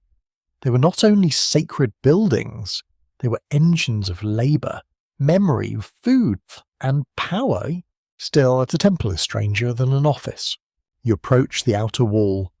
The mud brick has a rough texture beneath your fingers, warm where sunlight touches it, cooler in shaded cracks. The wall seems passive, but it defines who may enter, who must wait, and who may never see what lies inside. A body also has walls. Skin protects, separates, warns, and remembers injury. A temple wall does something similar. It creates a boundary between ordinary life and sacred presence. The doorway becomes a mouth. Through it pass offerings, priests, servants, singers, smoke, and words. Grain enters, animals enter, water enters, perfumes enter, incense rises outward. Commands and blessings move in both directions, at least in the imagination of those who keep the rituals. The building consumes and releases. It receives the city's labour and returns divine order. That is not a dead structure, that is a system. The inner chamber feels like a hidden organ. There, the god statue may rest. Not displayed as public decoration, but cared for as a living presence. The statue must be dressed, fed, washed, and honoured. Meals are presented, lamps are tended, sacred objects are kept in proper relation. The chamber is controlled because presence is powerful. Ordinary bodies cannot wander through divine intimacy as if browsing a market stall. Some doors are not for casual curiosity. Ancient religion understood that. You notice how every part of the temple has a function. Storerooms preserve grain and oil. Kitchens prepare offerings. Courtyards organize movement. Altars receive gifts. Foundations hold hidden deposits. Roofs meet light and weather. Drains carry away water. Steps guide feet upward. The building resembles an organism made from clay, labour, and rule. Its architecture is social anatomy. A quirky fringe tidbit wanders through modern speculation here.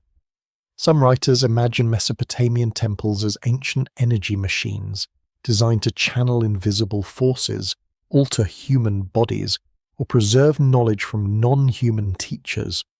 Mainstream archaeology does not support such claims. The evidence points toward worship, administration, economy, ritual movement, and urban identity. Yet the speculation grows because these buildings were indeed designed to transform human experience, and a temple changes posture, silence, smell, sight, and expectation. That is real power. Even without machines humming under the floor, you step into a courtyard where light pours down like warm oils. The air smells of bread, smoke, wool, and sweet resin. A priest passes with a vessel. A worker carries a sack of barley. A young apprentice keeps his eyes lowered, trying very hard not to drop anything important, which is always wise near sacred objects and senior officials. The temple gathered bodies into roles. One person bakes, another sings, another records, another cleanse, another guards, another interprets signs, another delivers goods. The god may be the centre, but human bodies make the centre function. Their hands turn the sacred system. Their feet trace its permitted paths. Their voices wake the morning rites. Their memory keeps ritual order from dissolving into confusion. This is the bodily secret of temple life. Sacred architecture organizes movement the way bones organize flesh. It gives the community a skeleton. The ceremonies add breath. The offerings add nourishment. The tablets add memory. The hidden deposits add a buried immune system, protecting the structure from unseen harm. That hidden layer is especially intriguing. Archaeologists have discovered foundation deposits and protective objects placed beneath walls, floors, and thresholds in Mesopotamian buildings. These deposits could include figurines, inscriptions, pegs, cones, or other ritual items meant to secure divine favour and protection. Their placement inside the building's fabric makes the temple feel less like a pile of bricks and more like a body implanted with charms, bones, and memories. The foundation is not simply underneath, it is ancestral. An open scholarly debate continues over how to balance the economic and sacred functions of early Mesopotamian temples. Some scholars emphasize temples as powerful institutions controlling resources, labor, and land. Others warn that reducing temples to administration misses their religious intensity, where divine presence, ritual care, and cosmic order shaped every transaction. The more persuasive view may allow both. A temple can count sheep and tremble with mystery at the same time. That is very Mesopotamian. You look upward along the slope face of the platform. The temple's height matters. It raises the divine house above flood, crowd, dust, and ordinary sight. It also places the god nearer the sky, while remaining firmly built from earth. The structure becomes a ladder made still. It does not move, yet it implies ascent. It tells every person in the city that sacred power has a visible address. The body of the temple speaks through proportion: wide base, rising stages, controlled entrances, sacred centre, hidden foundations, storehouses like stomachs, courtyards like lungs, doorways like mouths, drains like veins carrying waste away, altars like hands receiving gift. The whole building participates in the living order it claims to maintain. It is a body for a god, built by bodies of clay. Perhaps this is why the temple feels connected to the biological imagination of the Anunnaki world. Gods require houses because presence must be localized. Humans require bodies because life must be shaped. Cities require institutions because crowds must be arranged. Everywhere, invisible order seeks visible form. A soul needs flesh. A god needs a statue. A city needs a temple. You enter a shaded passage. The temperature drops at once. Your skin notices before your thoughts do. The light narrows. Sounds become softer, as if the walls are swallowing them. Somewhere deeper inside, a vessel is placed on stone with a quiet knock. The whole building seems to listen. In this hush, the temple no longer feels like architecture alone. It feels like a great sleeping creature, full of rooms where grain, words, smoke, and devotion move through carefully controlled channels. It does not hunt. It does not speak plainly. It endures. That endurance may be its most powerful magic. Buildings outlive bodies. Rituals outlive moods. Symbols outlive the hands that carve them. A temple gathers temporary lives into a pattern that pretends to be permanent. Workers age and vanish, priests are replaced, kings boast and become dust. Yet the sacred house remains, patched, rebuilt, renamed, sometimes destroyed, sometimes raised again on its own ruins. The temple is memory with visuals. You stand in the darkness and feel the old system turning. Grain from fields becomes offering. Offering becomes divine favour. Divine favour becomes social order.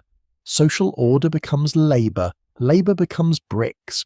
Bricks become temple. Temple becomes the house of the god who receives the grain. The circle closes quietly, and within it, humans live their brief and busy lives. Perhaps the biological secret here is structure. Life is not only substance, life is arrangement. The same clay can become dust, brick, tablet, bowl, statue, or body.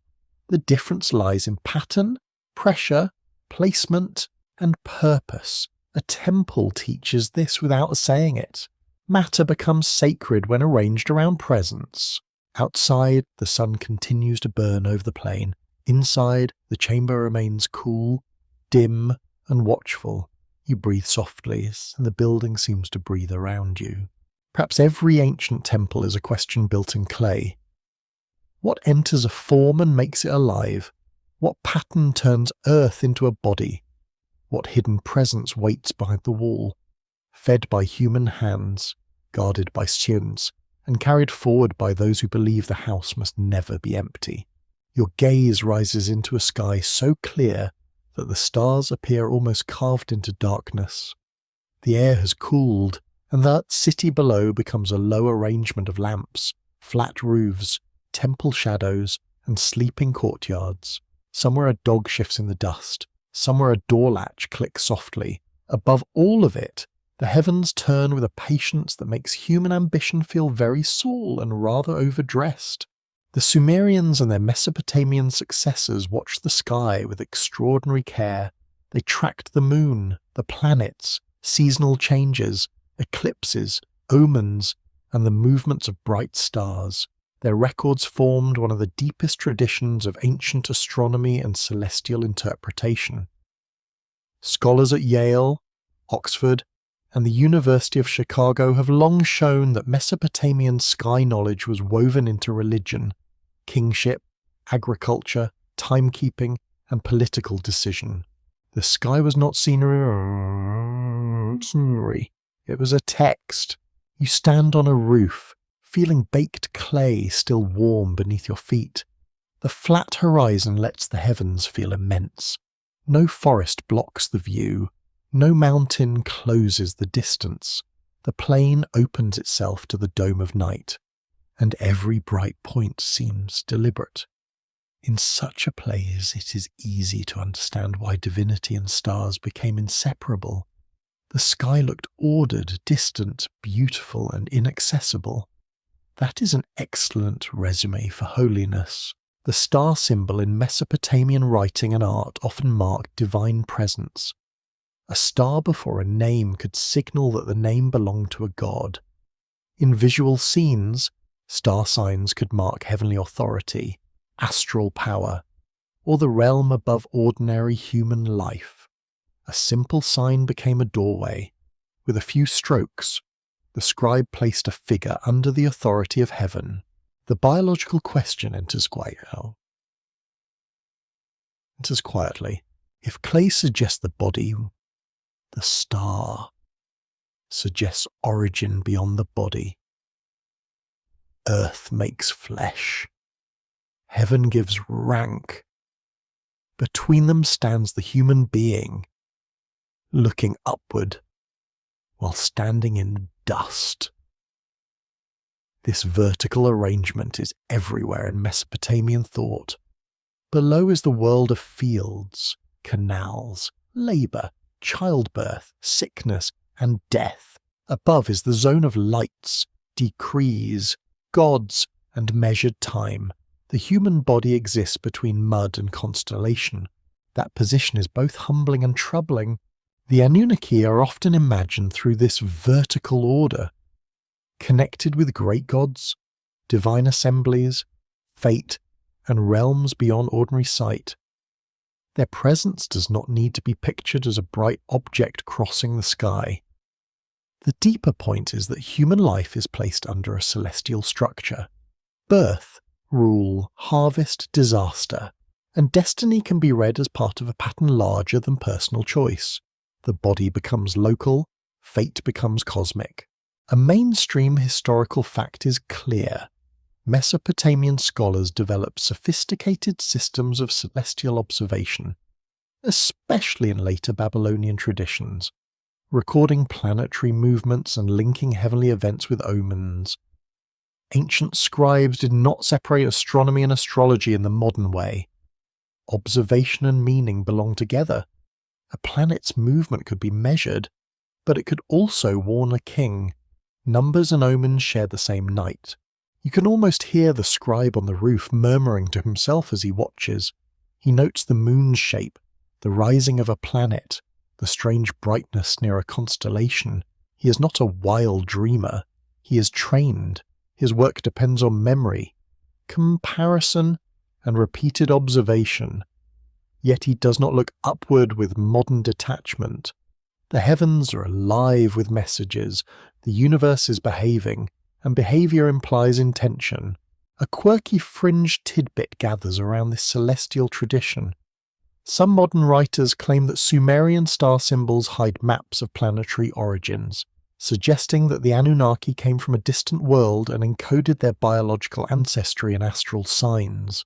Mainstream scholarship does not support such claims. The texts and images show divine and omen language, not modern planetary biology.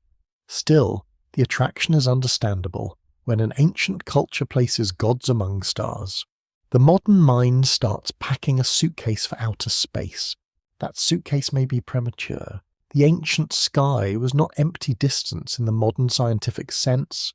It was an ordered ceiling of power, calendar, warning, and wonder. To say a being belongs to heaven is not automatically to say that being travelled physically from another planet. It may mean the being belongs to a higher order of reality. It may mean the figure governs fate.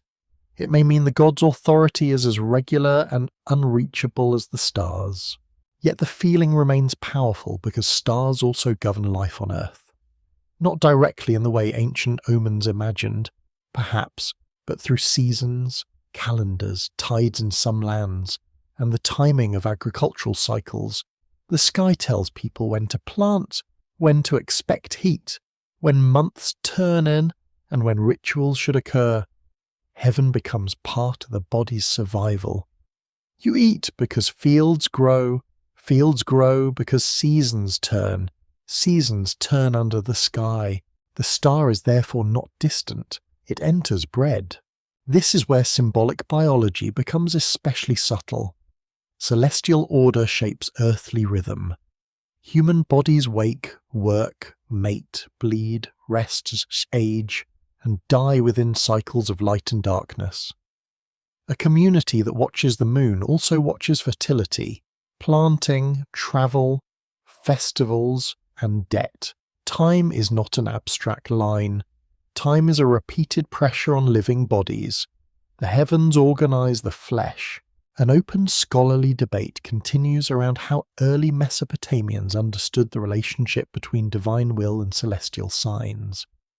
Some scholars stress that omens were not fatalistic predictions, but warnings that could be answered through ritual. Others emphasize the political role of celestial interpretation, especially in advising kings and managing fear. A different view sees sky observation as one of the roots of scientific habit. Even when wrapped in religious meaning, the night contains all three possibilities. You look toward the bright planet near the horizon. Ancient observers knew certain lights wandered differently from fixed stars. Their regular strangeness made them powerful. A wandering star could be associated with a deity, a divine personality moving through the heavens. It was visible, yet unreachable, predictable, yet mysterious. That combination is exactly the kind of thing humans find irresistible. The body of the god becomes light, in temples, Gods had statues in the sky. Gods had luminous signs on tablets. Gods had names marked by divine symbols. Across these media, divine identity moved through matter, light, and writing. A presence could be housed in a chamber, seen in the heavens, and pressed into clay. It is a remarkable form of ancient continuity. The god is not trapped in one body. The god appears through many vessels. This matters for the Anunnaki mystery because it widens the meaning of embodiment. A body need not be flesh alone. A divine body may be statue, star and sign, storm, named, or ritual presence. Ancient religion allowed identity to exist across forms. Modern readers sometimes rush to ask what the gods really were. The older imagination may answer, they were present wherever their power became effective. That answer is less tidy but more haunting. You stand beneath the night and consider the idea of life written into the sky. Not literal flesh among stars, but destiny reflected above bodies. The farmer watches seasons, and the pregnant woman counts moons. The priest sets festivals, the king fears eclipses, the scribe records omens. The city sleeps under a ceiling that seems to know more than it says. In such a world, heaven does not feel separate from biology, and it presses on it. It times it. It explains it. It frightens it. Child born during a strange celestial event may be read differently. A famine under certain signs may demand ritual response. An eclipse may suggest danger to the ruler's body. The sky becomes a diagnostic surface for earthly life. The roof grows colder. You pull your cloak closer. Oil lamps flicker below like little imitations of heaven. Fragile stars made by human hands. The comparison is tender and slightly sad. Humans copy the sky because they cannot reach it. They build temple towers, raise torches, mark tablets, and invent calendars. They try to bring the upper order down into manageable form. Perhaps that is what all symbolism does. The star above the divine name, the horned crown, the sacred tree, the serpent, the fish cloak, and the temple platform all belong to one effort. Ancient people are arranging the universe into signs that the body can approach. They make vastness touchable. They make fate visible. They make origin thinkable. They take the terrifying scale of existence and press it into clay. You breathe slowly beneath the stars. The city is nearly silent now. Somewhere, a scribe will remember what he saw and write it down before sleep takes him. His marks will not capture the whole sky. Nothing could, but they will preserve one human attempt to listen upward. Perhaps the biological secret written among the stars is not that flesh came from heaven in a simple line. Perhaps it is that human flesh has always lived under heavenly rhythm, shaped by light, darkness, season, fear and longing. The body is clay, yes, yet the body is also a clock turned by the sky, and above you the stars remain, patient as judges, distant as ancestors, and close enough to enter dreams. The air grows warmer, and the scent changes into milk, wool, crushed herbs, and the faint sweetness of stored dates. You stand in a small room lit by a clay lamp, where shadows tremble across figurines set near a wall. Their bodies are rounded, still, and watchful. Some hold their hands close to the chest. Some seem made for protection. Some seem made for pleading. All of them carry the silence of birth, which is never truly silent. Life begins in darkness. The womb was one of the deepest mysteries available to the ancient imagination. It was hidden inside the body, unseen yet powerful, capable of forming a living being from blood. Seed, breath, nourishment, time, and a terror no one could fully control. For people in ancient Mesopotamia, childbirth was both ordinary and dangerous. Every household knew its promise. Every household feared its cost. A baby's cry could save a room from grief. A quiet birth room could break it. Mother goddesses and birth goddesses held powerful places in Mesopotamian religion. Figures such as Ninhursag, Nintu, Ninmah, and other divine mothers appear in creation and birth traditions, sometimes shaping humans, sometimes assisting delivery, sometimes standing near the mystery of life formed from clay and womb. Scholars at Oxford, Yale, and the University of Chicago have studied these traditions through tablets, hymns, myths, ritual texts, and small figurines. The evidence shows a world where creation was not only royal or cosmic, it was bodily, very bodily. You look at the figurines again. Their clay surfaces are worn, their details softened by time and handling. Some were likely connected with fertility, protection, domestic devotion, or ritual care. Though exact meanings remain debated, it would be comfortable to label every small female figure as a fertility goddess and go home early. Scholars, being inconveniently careful, do not allow that. Context matters, location matters, form matters. Still, the repeated focus on breasts, hips, pregnancy, or protective posture cannot be ignored. The body speaks in clay. A mainstream historical fact is firm. Archaeological finds from Mesopotamia include numerous terracotta figurines associated with domestic ritual or protective contexts, and their interpretation varies according to period and site. Some may represent goddesses, others may represent worshippers, charms, protective images, or objects used in household practice. They are not one simple category. They are a chorus of small bodies with many possible voices. You can imagine a woman holding one in her hand. The figurine is cool at first, then warms slowly against her palm. Outside, a donkey brays. Somewhere, a child coughs. Inside, the lamp sputters and steadies. Perhaps she is pregnant. Perhaps she has lost a child. Perhaps she prays for milk, protection, safe delivery, or the return of strength after bleeding. The figurine does not answer. Yet it gives fear a shape that can be held. That is no small thing. The Sumerian and wider Mesopotamian imagination understood creation through both craft and birth. Clay may be shaped by divine hands, but life also emerges from the female body through use and pain, blood, heat, and waiting.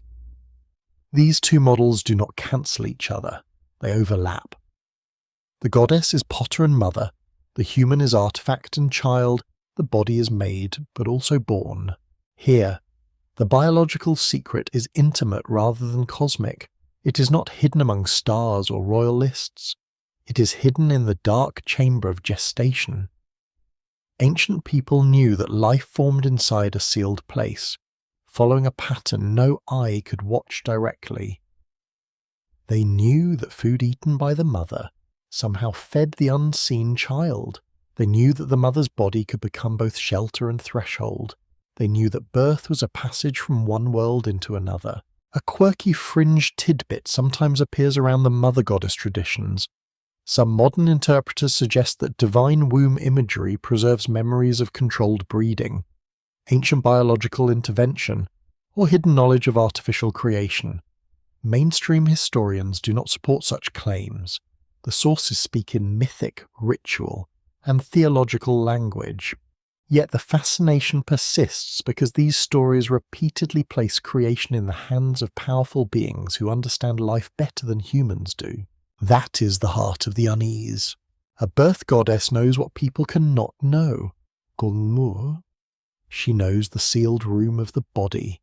She knows why one child lives and another does not.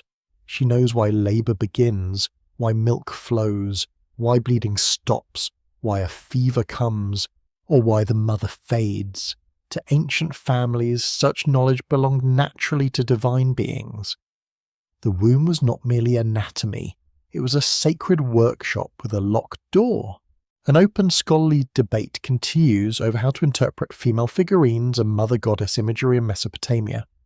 Some researchers emphasize household religion and women's concerns. Others warn against projecting modern assumptions about fertility onto every female form. Another view sees these objects as flexible ritual tools, shifting meaning depending on who used them and where they were placed. The uncertainty is not a failure, it respects the objects. You move through the room slowly. A woven mat scratches underfoot. A bowl of water reflects lamplight. A bundle of herbs hangs from a peg, drying in the warm air. The scene feels humble, yet it holds the entire future of a city. Kings, workers, priests, scribes, singers, and soldiers all begin as hidden bodies. Every public system depends on private birth. Every temple economy depends on women whose names the tablets rarely preserve. That silence is immense.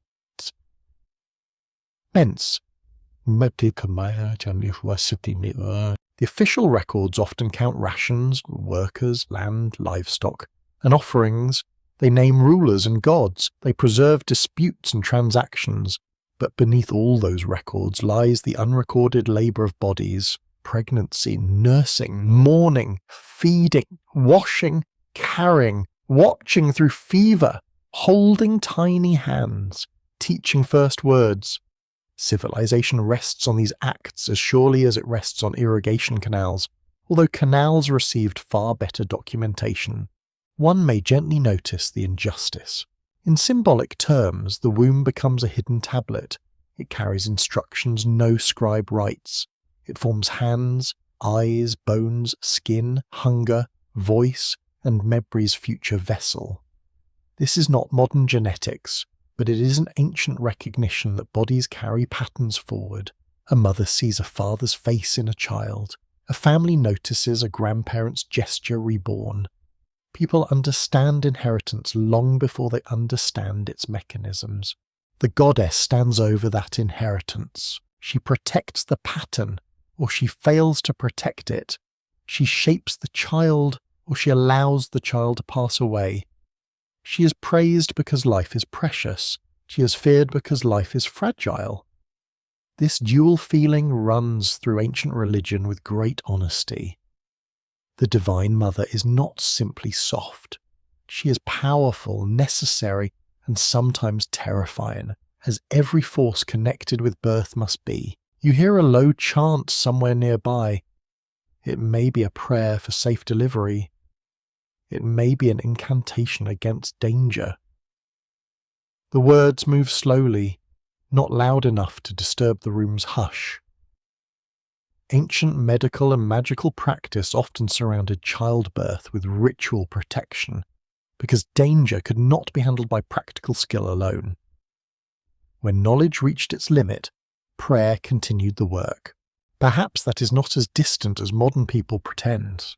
Even now, in bright hospitals with machines, birth still returns humans to wonder.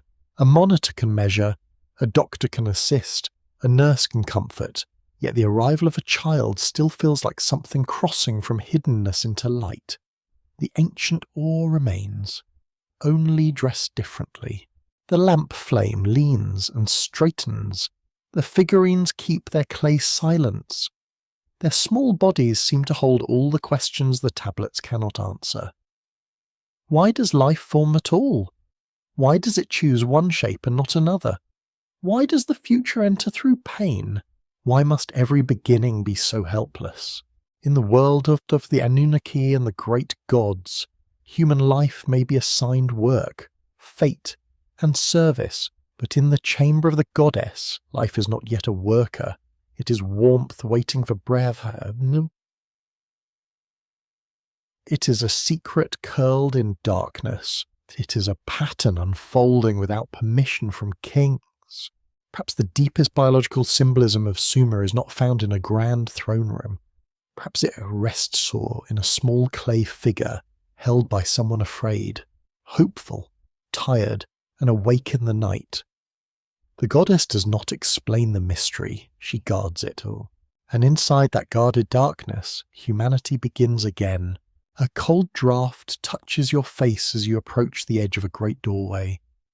The night beyond it is wide. but the threshold itself feels narrow, watched and deliberate. On either side, carved guardians stand in solemn attention.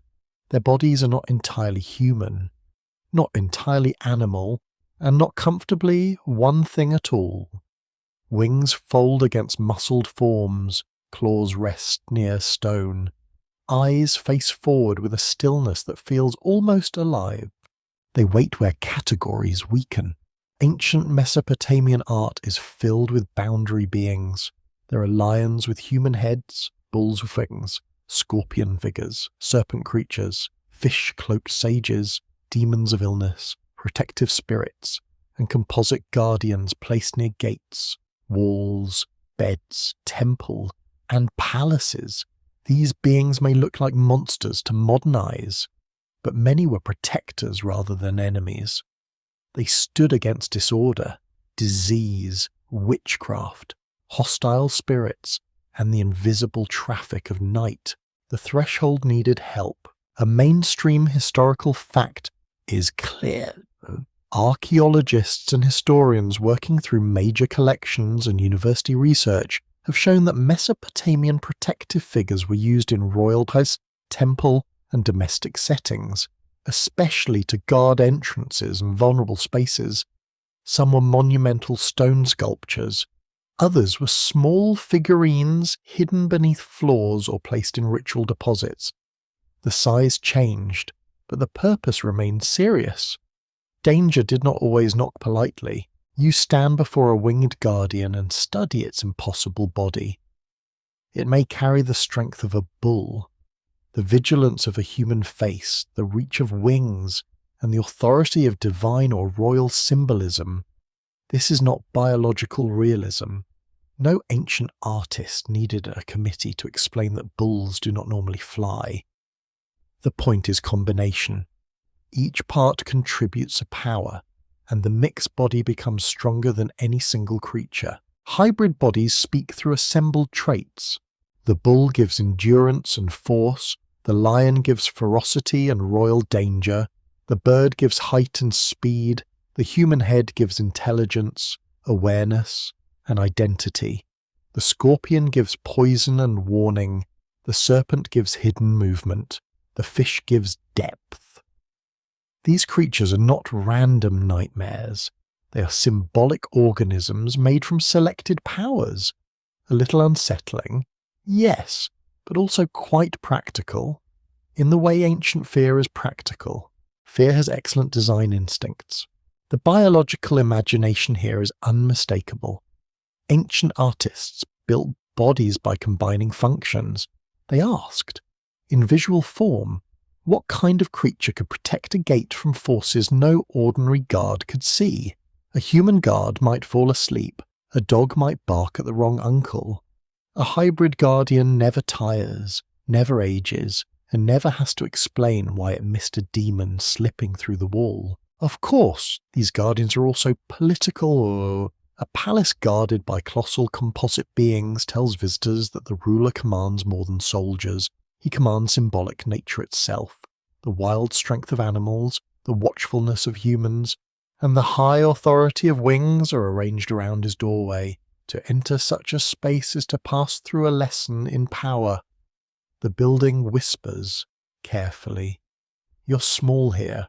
A quirky fringe tidbit often attaches itself to these hybrid beings.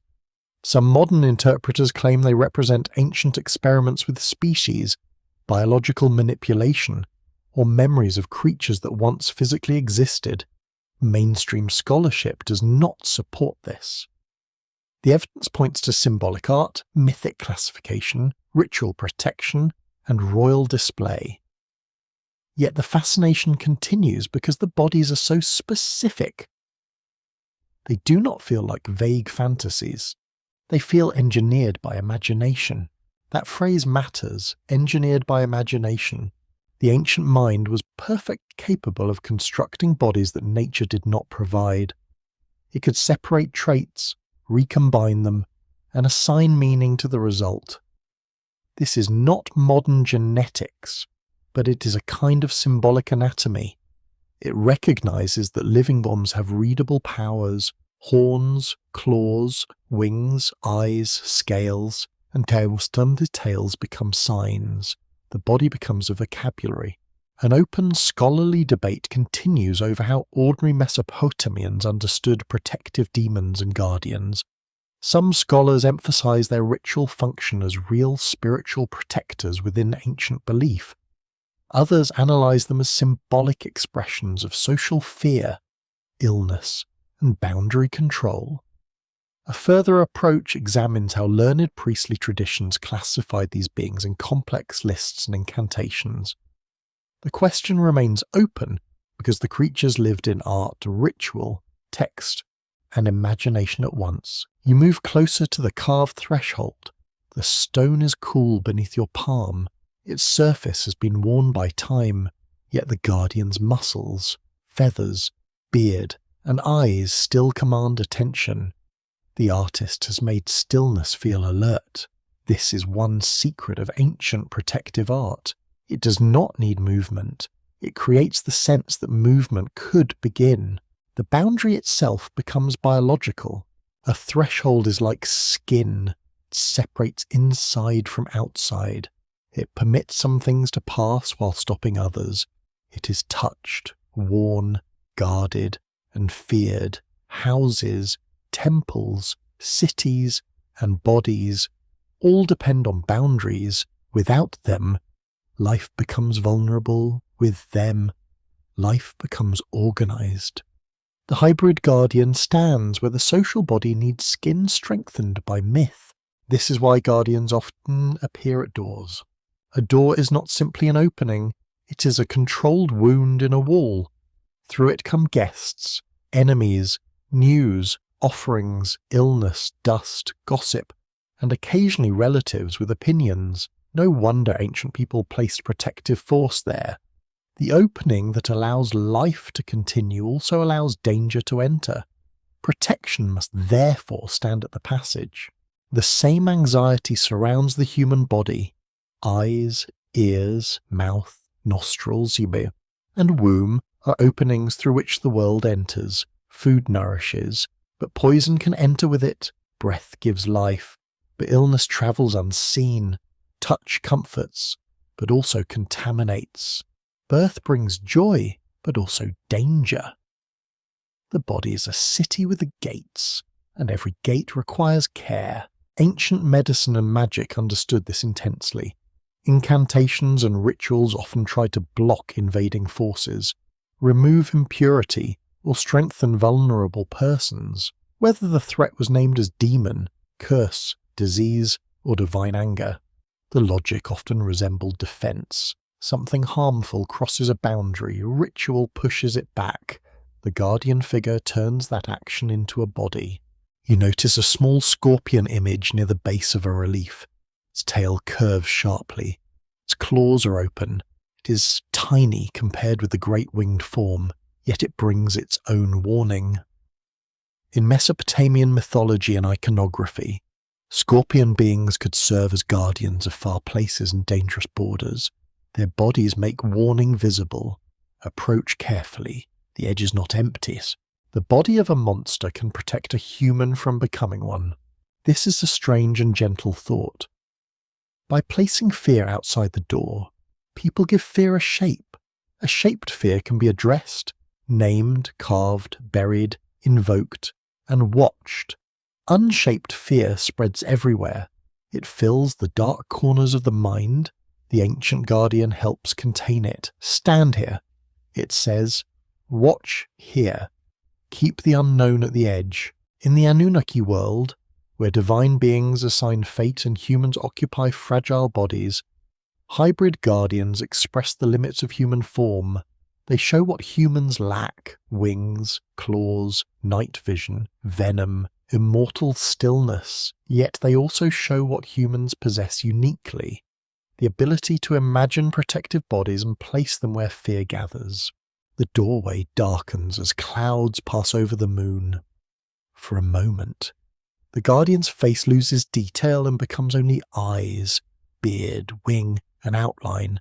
The effect is deeply old. You feel how a tired worker, passing such a figure at night, might walk a little faster, but also feel safer. The guardian is frightening because it belongs to protection. Sometimes safety needs a frightening face. Perhaps this is the biological secret of the threshold monsters. They are not memories of failed creatures, but maps of need. They gather the powers humans wish their bodies had. They stand at openings humans cannot fully control. They combine species because danger itself is mixed, invisible, patient, and adaptable. The cold draft softens. The lamp near the doorway flickers again. The guardian remains fixed in its ancient posture, half beast, half thought, wholly watchful. And as you pass beneath its stare, you feel the old lesson. Human life survives by drawing borders, guarding openings, and imagining forms strong enough to face what waits outside. Rain begins as a whisper on packed earth, soft enough that you almost mistake it for insects. Then it thickens. The drops strike roofs, jars, reed mats, shoulders, and sleeping courtyards. Channels swell in the darkness. The smell of wet dust rises quickly, sharp and clean, then turns heavy with mud. Somewhere, a child wakes. Somewhere, a man steps outside and looks toward the river with a fear older than language. Water is coming. The flood tradition runs deep through Mesopotamian memory. In Sumerian and Akkadian stories, a chosen survivor is warned of a divine decision to destroy humanity with overwhelming waters. He builds a great vessel, preserves life, endures the storm, and later offers sacrifice when the waters withdraw. The details vary across versions, yet the pattern remains unmistakable. A world is interrupted, a human remnant survives. Life begins again under a sky that has proven it can turn against the earth. A mainstream historical fact stands securely beneath the mythic waters. Archaeologists working in southern Mesopotamia have found evidence of ancient flood layers at some sites, though these belong to local or regional flooding rather than one proven global catastrophe. Scholars from universities such as Pennsylvania, Oxford, and Chicago have studied how real river disasters may have shaped later traditions. The rivers did flood, cities did so, Buffy did suffer, memory did what memory always does. It preserved fear inside story. You stand near the edge of a settlement as rain hammers the roofs. The river is no longer a road or a provider. It is a moving wall, brown, cold, and full of torn reeds. Clay bricks soften, pens break open, animals cry in confusion, baskets float away, which is undignified for baskets and catastrophic for everyone else. A storage jar tips, grain spilling into water that has no interest in human planning. The flood is not only death, it is erasure. For a culture made of mud brick and clay tablets, water is a terrifying editor. It dissolves walls, reshapes fields, ruins grain, and drags away the boundary lines that make a community know itself. A flood does not merely kill bodies, it attacks records, houses, tools, and names. It turns human arrangement back into silt. The biological meaning is brutal and simple. Life survives only if some pattern escapes dissolution. That is why the ark or great vessel matters. It is not just a boat. It is a temporary womb for the world. Inside it, selected life waits in darkness while chaos moves outside. Humans, animals, seeds, skills, memory, and divine instruction are enclosed together. The vessel floats between death and renewal. It has walls like a body, chambers like organs, and a purpose that resembles gestation. The old world ends outside. A smaller future breathes inside.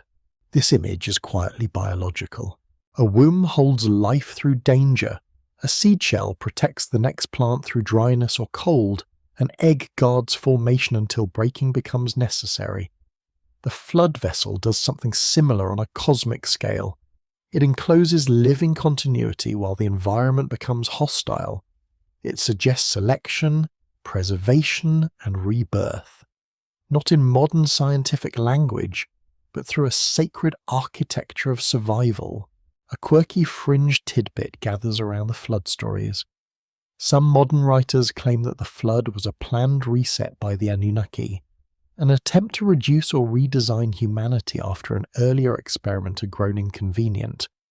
Mainstream scholarship does not support that literal interpretation. The texts speak through divine anger, noise, overpopulation, fate, and the fragile relationship between gods and humans. Yet the reset idea lingers because the myth does feel like interruption with intention. Someone decides, someone is warned, something survives. That combination is unsettling. In some Mesopotamian versions, humanity's noise troubles the gods. That detail has always carried a faintly dark humour. Apparently, people became so numerous, busy, and loud that heaven needed quiet. Any modern apartment dweller may understand this emotionally, though hopefully not the proposed solution. Beneath the strange motif lies a serious question.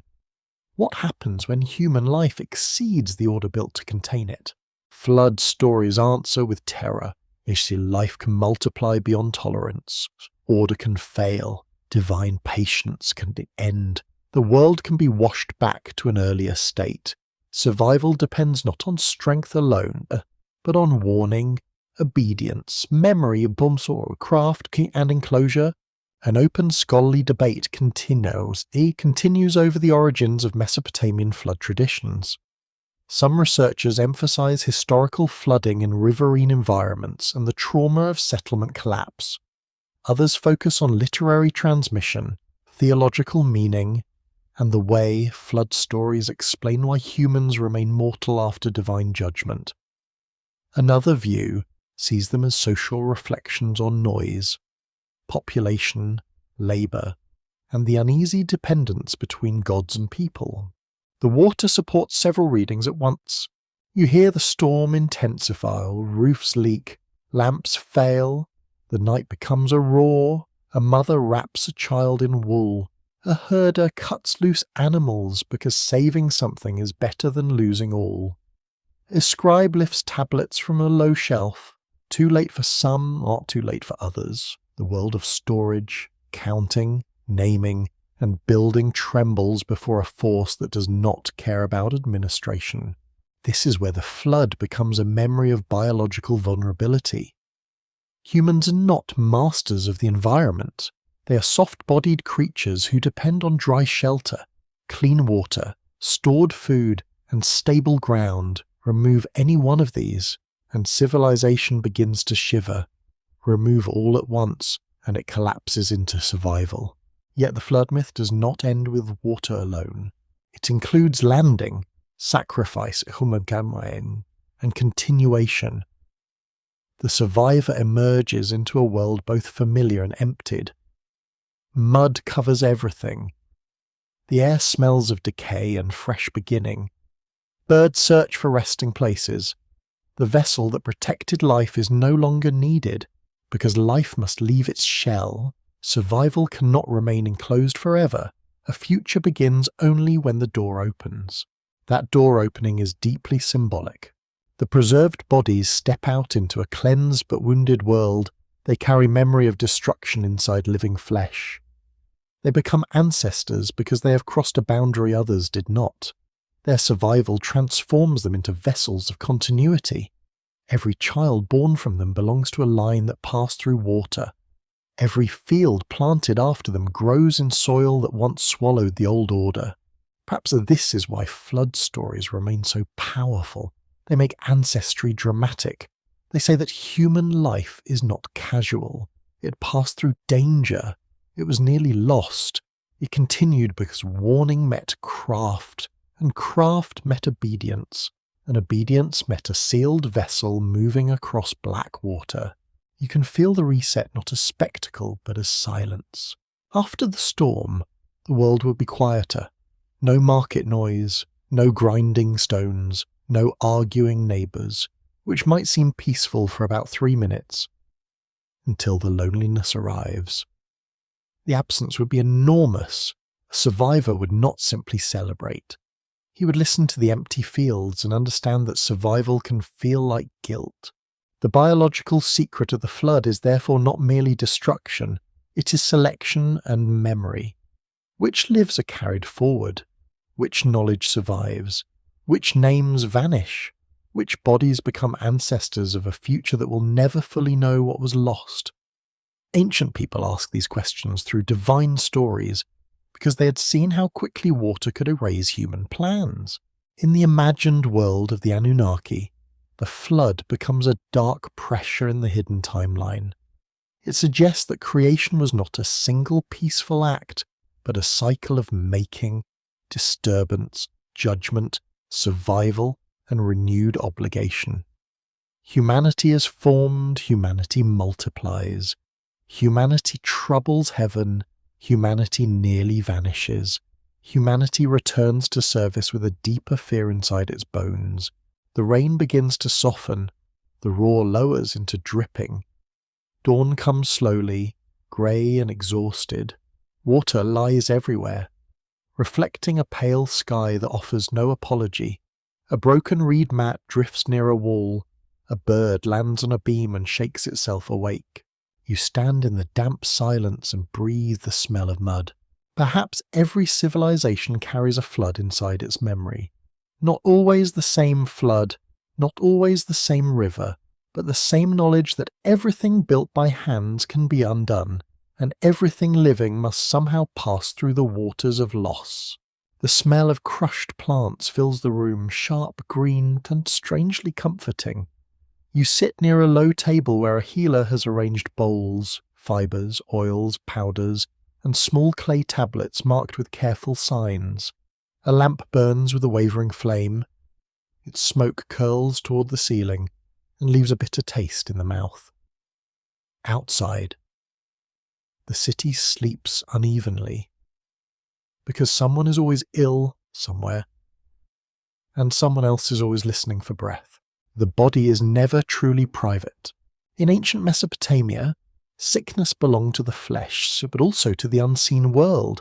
A fever might involve heat in the body, but it might also suggest divine displeasure, a wandering spirit, impurity, sorcery, or the crossing of a dangerous boundary. A wound could be washed and dressed. A pain could be named through omen and ritual. A remedy could include herbs, minerals, animal products, prayer, and incantation. Healing was practical and sacred together. Records confirm that Mesopotamian medical texts preserved lists of symptoms, treatments, plant preparations, and ritual actions. Scholars at universities such as Yale, Oxford, and Chicago have studied these tablets as evidence of one of the world's early learned healing traditions. The texts show careful observation, even when their explanations belong to a religious universe. A patient could receive a poultice and a spell, which honestly seems more thorough than some appointments. You watch the healer grind a plant root with steady pressure. The stone makes a low, rough sound against the bowl. He adds oil, then something powdered, then water measured by habit rather than by instrument. The mixture darkens. It smells bitter, earthy, and alive. His hands know the work. They have done it many times, for swollen joints, aching bellies, infected skin, troubled sleep, and the countless small betrayals of the body. Healing begins with attention. The ancient healer must observe colour, swelling, heat, discharge, appetite, breath, dreams or idea, and expecting. He must ask when pain began, where it moved, whether the patient sleeps, whether the gods have been honoured, whether an omen appeared, whether a curse might be involved. The body is read like a tablet, though a very inconvenient tablet that groans, leaks, and refuses to stay still. This reading creates a hidden anatomy, not an anatomy of dissected organs in the modern sense, but an anatomy of surfaces, openings, fluids, symptoms, and signs. The skin speaks, the eyes speak, the mouth speaks through taste, thirst, and confession. The stomach speaks through pain and refusal. blood speaks through danger, breath speaks through rhythm. To heal is to translate the body's disturbed language back into order. The Anunnaki world, with its divine hierarchy and assigned fates, gives sickness a cosmic background. If life is formed by a divine decision, then illness may be a disruption in that decision's ordinary flow. A person is not merely a body failing by accident. A person is a body exposed to powers, choices, impurities, gods, demons, and social obligations. Healing must therefore address both tissue and meaning. A quirky fringe tidbit often appears around Mesopotamian medicine. Some modern writers claim that ancient healing tablets preserve fragments of advanced biological knowledge inherited from non-human teachers or the hidden sciences of the Anunnaki. Mainstream scholarship does not accept that reading. The remedies and incantations belong to human traditions of observation, experiment, ritual, and accumulated practice. Yet the speculation survives because some ancient treatments show careful pattern recognition, and because the boundary between medicine and magic feels mysterious to modern readers. That boundary was not a wall for them. A plant could work because of its natural properties, because of its sacred association, because of the words spoken over it, or because all these forces cooperated. The healer did not need to choose one explanation. Modern categories had not yet separated the world into neat shelves. A remedy could be chemical, symbolic, social, and spiritual at once. The body received all of it. An open scholarly debate continues over how to classify Mesopotamian healers and ritual specialists. Some researchers distinguish between practical physicians and exorcistic experts, noting different texts and methods. Others argue that real practice may have overlapped, with specialists cooperating or sharing techniques. Another approach emphasizes that patients likely cared less about our categories than about surviving the night. That seems reasonable. You hear a patient cough in the shadows. The sound is dry at first, then wet. A family member shifts anxiously beside the sleeping mat. The healer murmurs words in a low, controlled voice. He may be addressing a god of healing, a hostile force, the illness itself, or the frightened human mind listening in the dark. The words do not rush. They move slowly, like hands smoothing cloth. The ritual matters because fear has a body too. Fear tightens the chest. It dries the mouth. It steals sleep. It makes pain larger. Ancient healing understood that words could hold a suffering person inside a pattern. An incantation tells illness that it has a name and a path out. It tells the patient that the invisible has not been ignored. It tells the family that action is being taken, which is not nothing. In a dark room, action can be mercy. The biological secret here lies in connection. The body is connected to plants, animals, water, oil, minerals, gods, dreams, weather, family, sin, and memory. Illness is not isolated. It spreads through relationships. One sick body changes a household's rhythm. A mother stops grinding grain. A father misses work. A child whispers instead of singing. A temple offering may be promised. A healer is summoned. The city rearranges itself around weakness. Human fragility organizes society. You look at the tablets near the healer's hand. Their signs preserve recipes and ritual instructions, but also a long human refusal to surrender quietly to pain. Each line is evidence that someone suffered, someone knowed, someone tried and someone copied the attempt. The history of medicine is partly the history of hope disciplined into procedure. It is also the history of many unpleasant ingredients, but hope is the kinder theme. Some remedies use plants still recognizable in the ancient landscape. Others involve substances that seem strange, symbolic, or deeply unappealing. Ancient pharmacology could be practical, experimental, and ritualized. It was not modern clinical science, and it should not be romanticized into perfection. Yet it was not foolish chaos either. It was a serious effort to restore a body in a world where invisible causes felt as real as visible wounds. The healer lifts the prepared mixture and applies it gently. The patient flinches, then settles. The lamp flame glows on damp skin. A prayer is spoken. A knot is tied. A bowl of water is placed near the mat. The room becomes a small theatre of resistance against decay. In that theatre, anatomy is hidden but everywhere. The healer cannot see deep inside the organs, yet he sees their effects. He cannot trace nerves, yet he knows pain travels. He cannot name microbes, yet he understands contamination through impurity and contact. He cannot map hormones, yet he observes cycles, fertility, pregnancy, and weakness after birth. Ancient knowledge is not the same as modern knowledge, but it is still knowledge shaped by bodies. The divine world gives that knowledge weight. Healing gods, protective spirits, ritual specialists, and temple traditions all suggest that life is guarded by forces beyond human strength. The Anunnaki, as powers within the Great Order, deepen the sense that bodies are never merely bodies. They belong inside a vast arrangement of creation, fate, labour, vulnerability, and repair. The lamp burns lower. Dim. The healer's tools are cleaned and set aside. The room smells of oil, smoke, bitter herbs, and human worry. The patient breathes more evenly for now, which is all anyone can ask of a single night.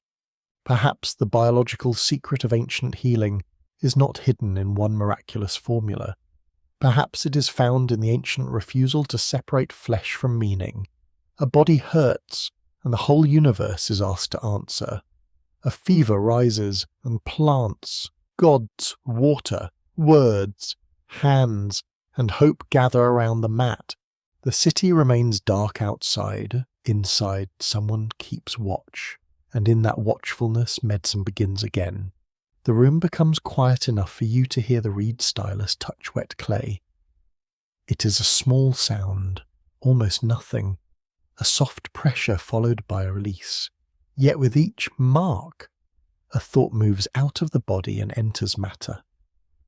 The scribe bends over his tablet, patient and unsmiling. His hand knows the angle, his wrist knows the weight. His eyes move between memory, model text, and fresh clay. Instruction becomes impression. Cuneiform is one of humanity's oldest surviving technologies of storage.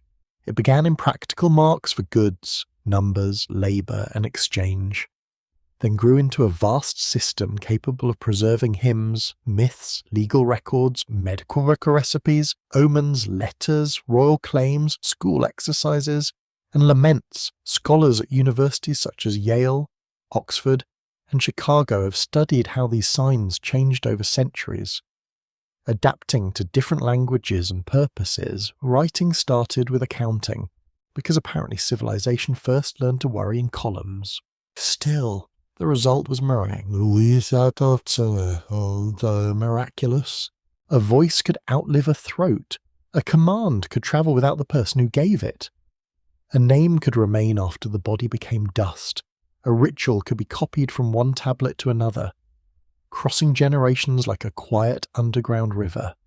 The tablet became a vessel for memory, and memory became something that could be stored, damaged, repaired, transmitted, or lost. That is where the biological metaphor begins. A tablet is not a gene, and ancient scribes were not geneticists. Yet the comparison is haunting, because both writing and inheritance depend on copied instructions. A line is made, the line is repeated. An error enters, a correction follows, or does not. A pattern survives because someone or something carries it forward. The body copies itself through hidden processes. Culture copies itself through hands, mouths, eyes, and clay. The scribe presses another sign. You notice how physical the act is. Writing is not floating thought. It is pressure, sequence, and discipline. Wet clay must be prepared at the right softness. The stylus must be cut and held correctly. The signs must be learned through repetition until the hand obeys before the mind hesitates. A tablet school must train the body of the scribe before the city can trust his memory. Knowledge lives in posture. A mainstream historical fact stands firmly here. Mesopotamian scribal education used lexical lists, model texts, copying exercises, and repeated training to produce skilled readers and writers. Excavated school tablets show students practicing signs, psids, and compositions, sometimes with teacher correction still visible. These are not abstract traces of literacy, they are fingerprints of learning, they show memory being manufactured. The phrase feels almost unsettling. Memory being manufactured.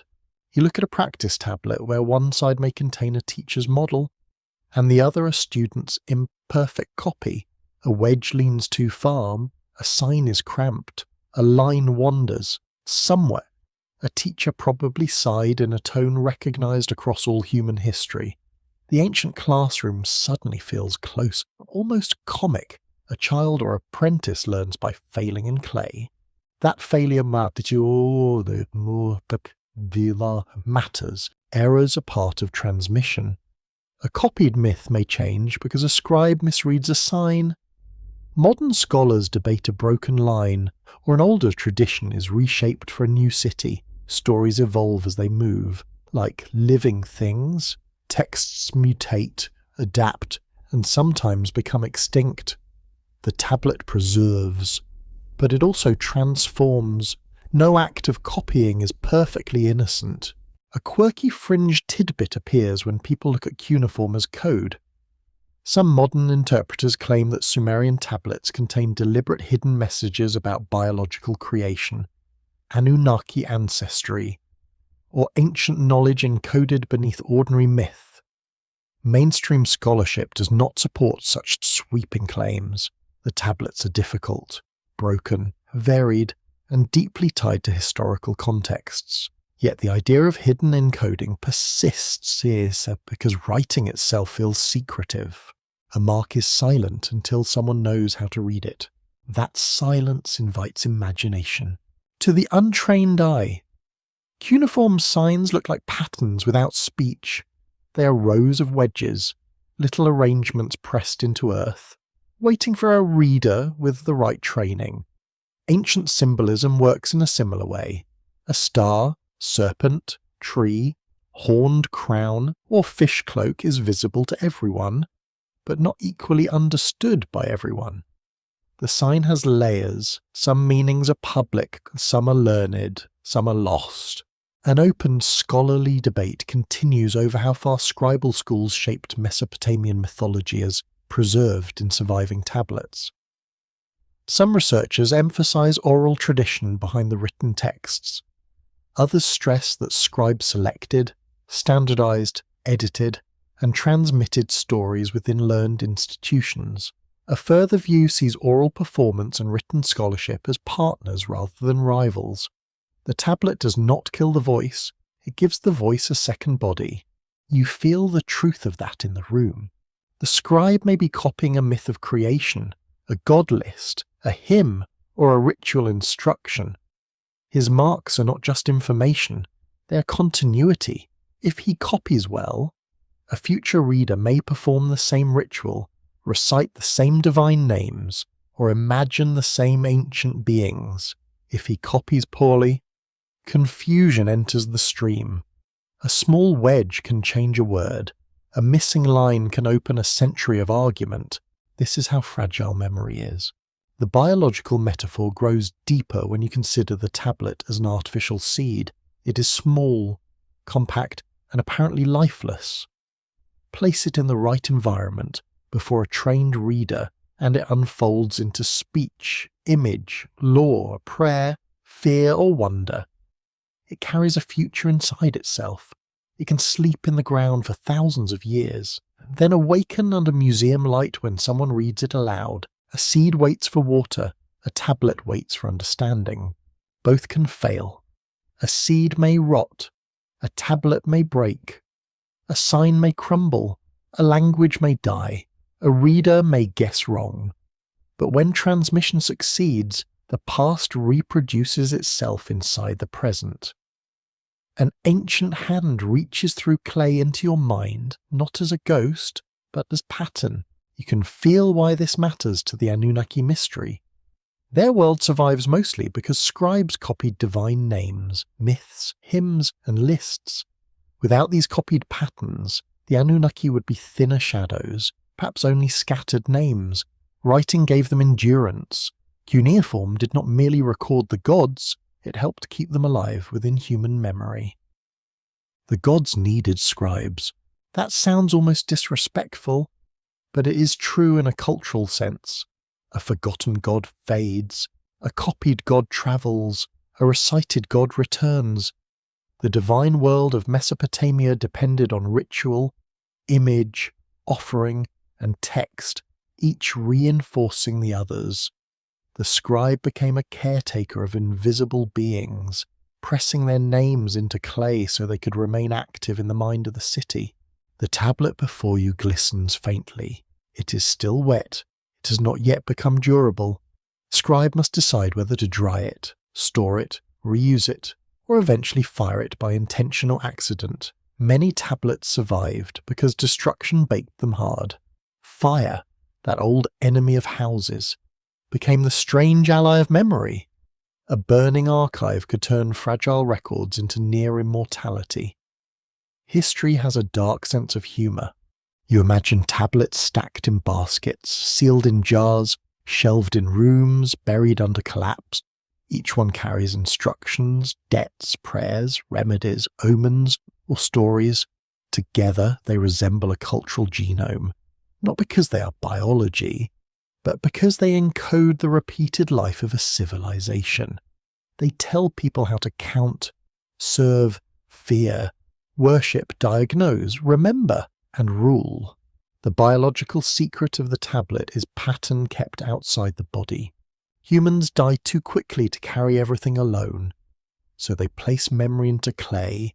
They create artificial organs of remembrance, external minds that can survive when living minds vanish. A library becomes a second brain for the city. A school becomes a reproductive chamber for knowledge. A scribe becomes both parent and midwife to a text.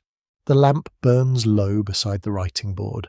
The scribe lifts his hand, and the final wedge settles into place. The tablet is quiet now, but not empty. It contains a sequence waiting to be awakened. The body that made it will age, the hand will stiffen, the eyes will dim, yet the pressed clay may remain. Perhaps that is why cuneiform feels so strangely alive. It is earth made into memory, pressure made into voice, and silence arranged so that one day someone else may hear it. The lamplight steadies, and the room becomes a place of careful doubt. You sit with the tablets, seals, figurines, temple plans, ping lists, and broken stories spread across the mind like fragments on a scholar's table. None of them speaks alone. None of them gives a clean confession. Each object offers something partial, something worn at the edges, something true enough to matter and incomplete enough to trouble sleep. This is where evidence must be handled gently. Ancient Sumerian symbolism can feel like a locked chamber, especially when the Anunnaki stand near its door. Stars, serpents, trees, horn crowns, clay bodies, fish cloaks, impossible rains, hybrid guardians, and divine assemblies seem to arrange themselves into a pattern. The mind naturally wants to complete that pattern. It wants one hidden key, it wants one revelation, it wants to say, there, that is what they meant. But ancient evidence resists being cornered. A mainstream historical fact should remain clear. Professional Assyriologists, archaeologists, and historians at institutions such as Oxford, Yale, Chicago, and the University of Pennsylvania study Sumer through language, excavation, material culture, comparative text, and historical context. Their work depends on slow reading, damaged evidence, changing interpretations, and constant correction. It is not glamorous in the loud sense. It is the patient work of making uncertainty behave. That patience matters. The surviving tablets are not a complete library of Sumerian thought. They are a damaged inheritance. Some texts see missing beginnings, some are missing endings, some survive in later copies, some come from schools, palaces, temples, or private collections whose original contexts are uncertain. A broken line can change a myth, a missing sign can turn certainty into fog. The past did not preserve itself for our convenience, very inconsiderate of it. You can almost hear a scholar sighing over a fragment. The signs are there, but the grammar may be damaged.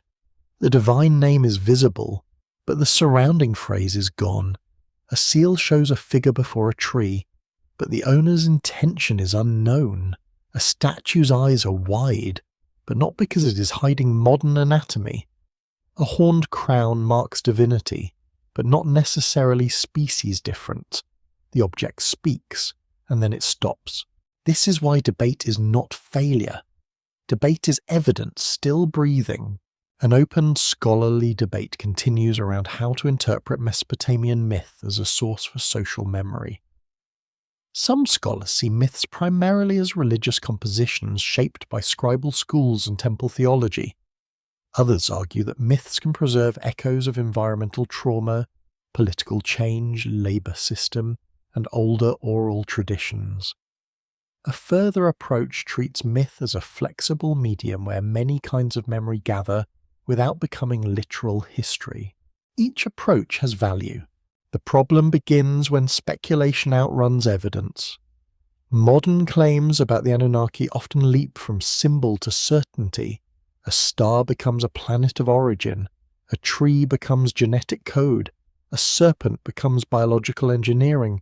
A creation myth becomes a laboratory record.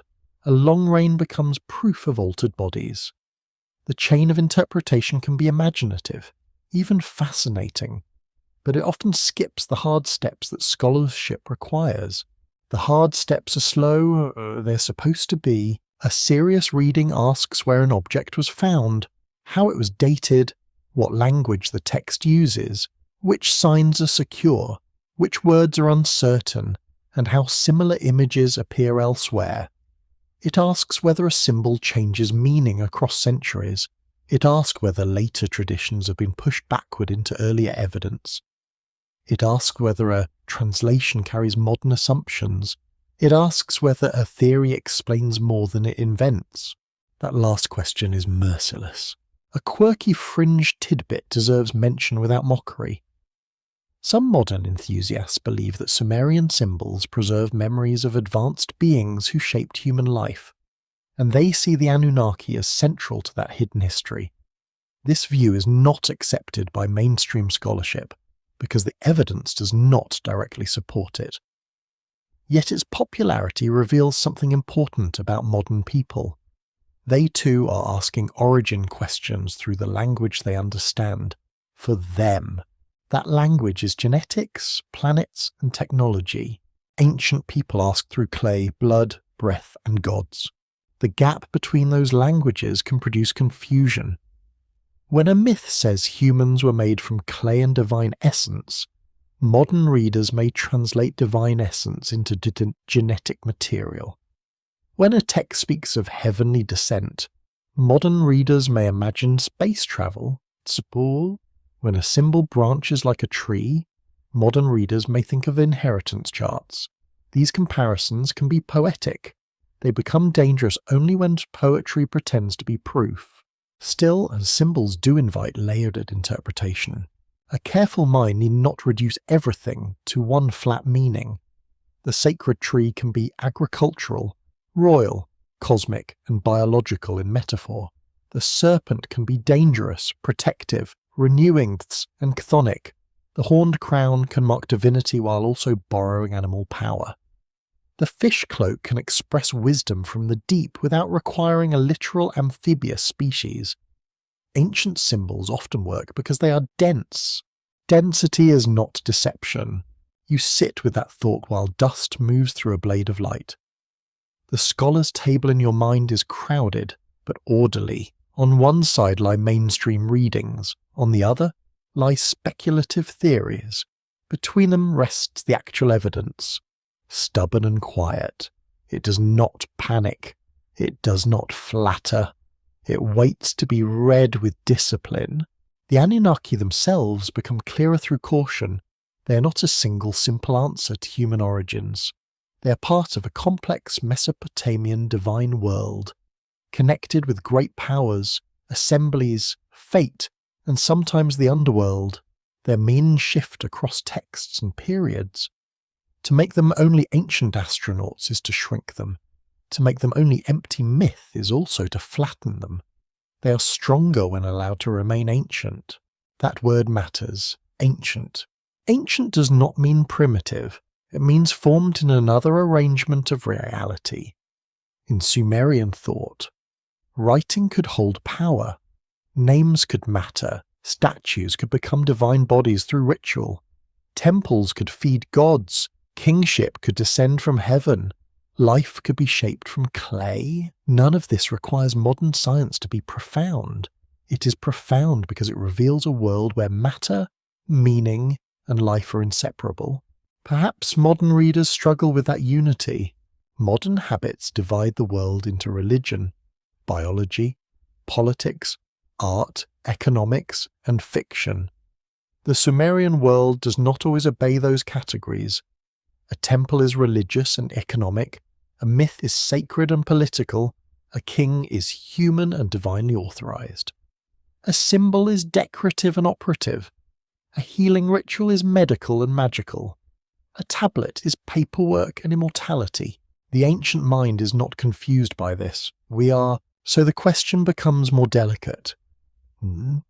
What does it mean to speak of biological secrets encoded in Sumerian symbolism? It may not mean that ancient scribes hid scientific formulas inside divine myths. It may mean that their symbols preserve an older human attempt to understand life through the materials of experience.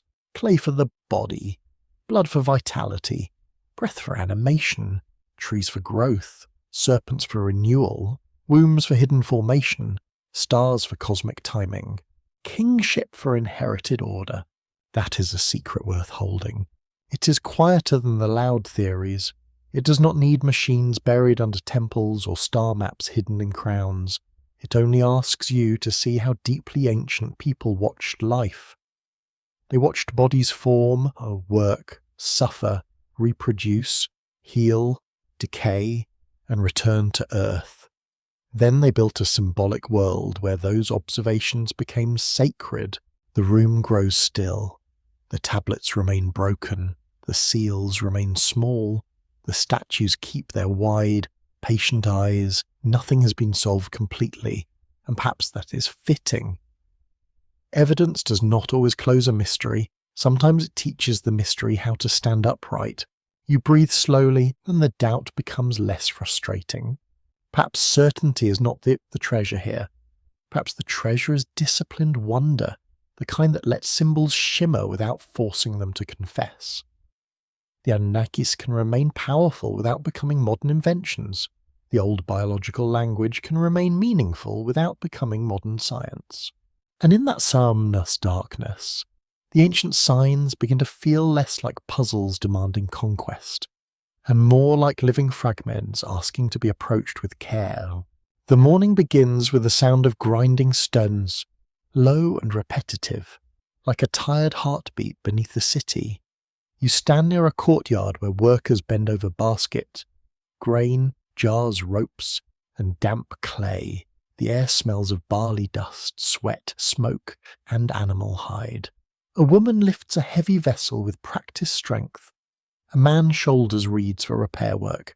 A child watches silently, learning that life is mostly movement before anyone explains why. This is where the question of human purpose becomes uncomfortable.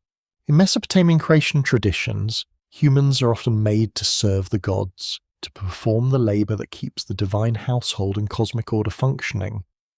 The stories do not present humanity as accidental decoration. Humans have a task. They grow food, maintain temples, offer meals, sing praises, build houses for gods, and keep ritual time moving. It is a strangely practical origin for a creature that likes to imagine itself the centre of everything. The gods require maintenance. A mainstream historical fact stands firmly in the dust. Temple economies in ancient Mesopotamia involved large numbers of workers, administrators, fields, herds, workshops, scribes, and stored goods. Research associated with major universities such as Chicago, Yale, and Oxford has shown how temples functioned as religious centres and major economic institutions. Offerings to gods were tied to production, distribution, accounting, and social hierarchy. Sacred service had ledgers. You hear the scribe nearby counting rations. His stylus presses numbers into clay while workers wait. Grain is measured, oil is listed, cloth is assigned. A name becomes a ration line. A body becomes an administrative unit, which is not the most flattering way to enter history, but it is one of the most common. The earliest records often preserve people as labour, not personality.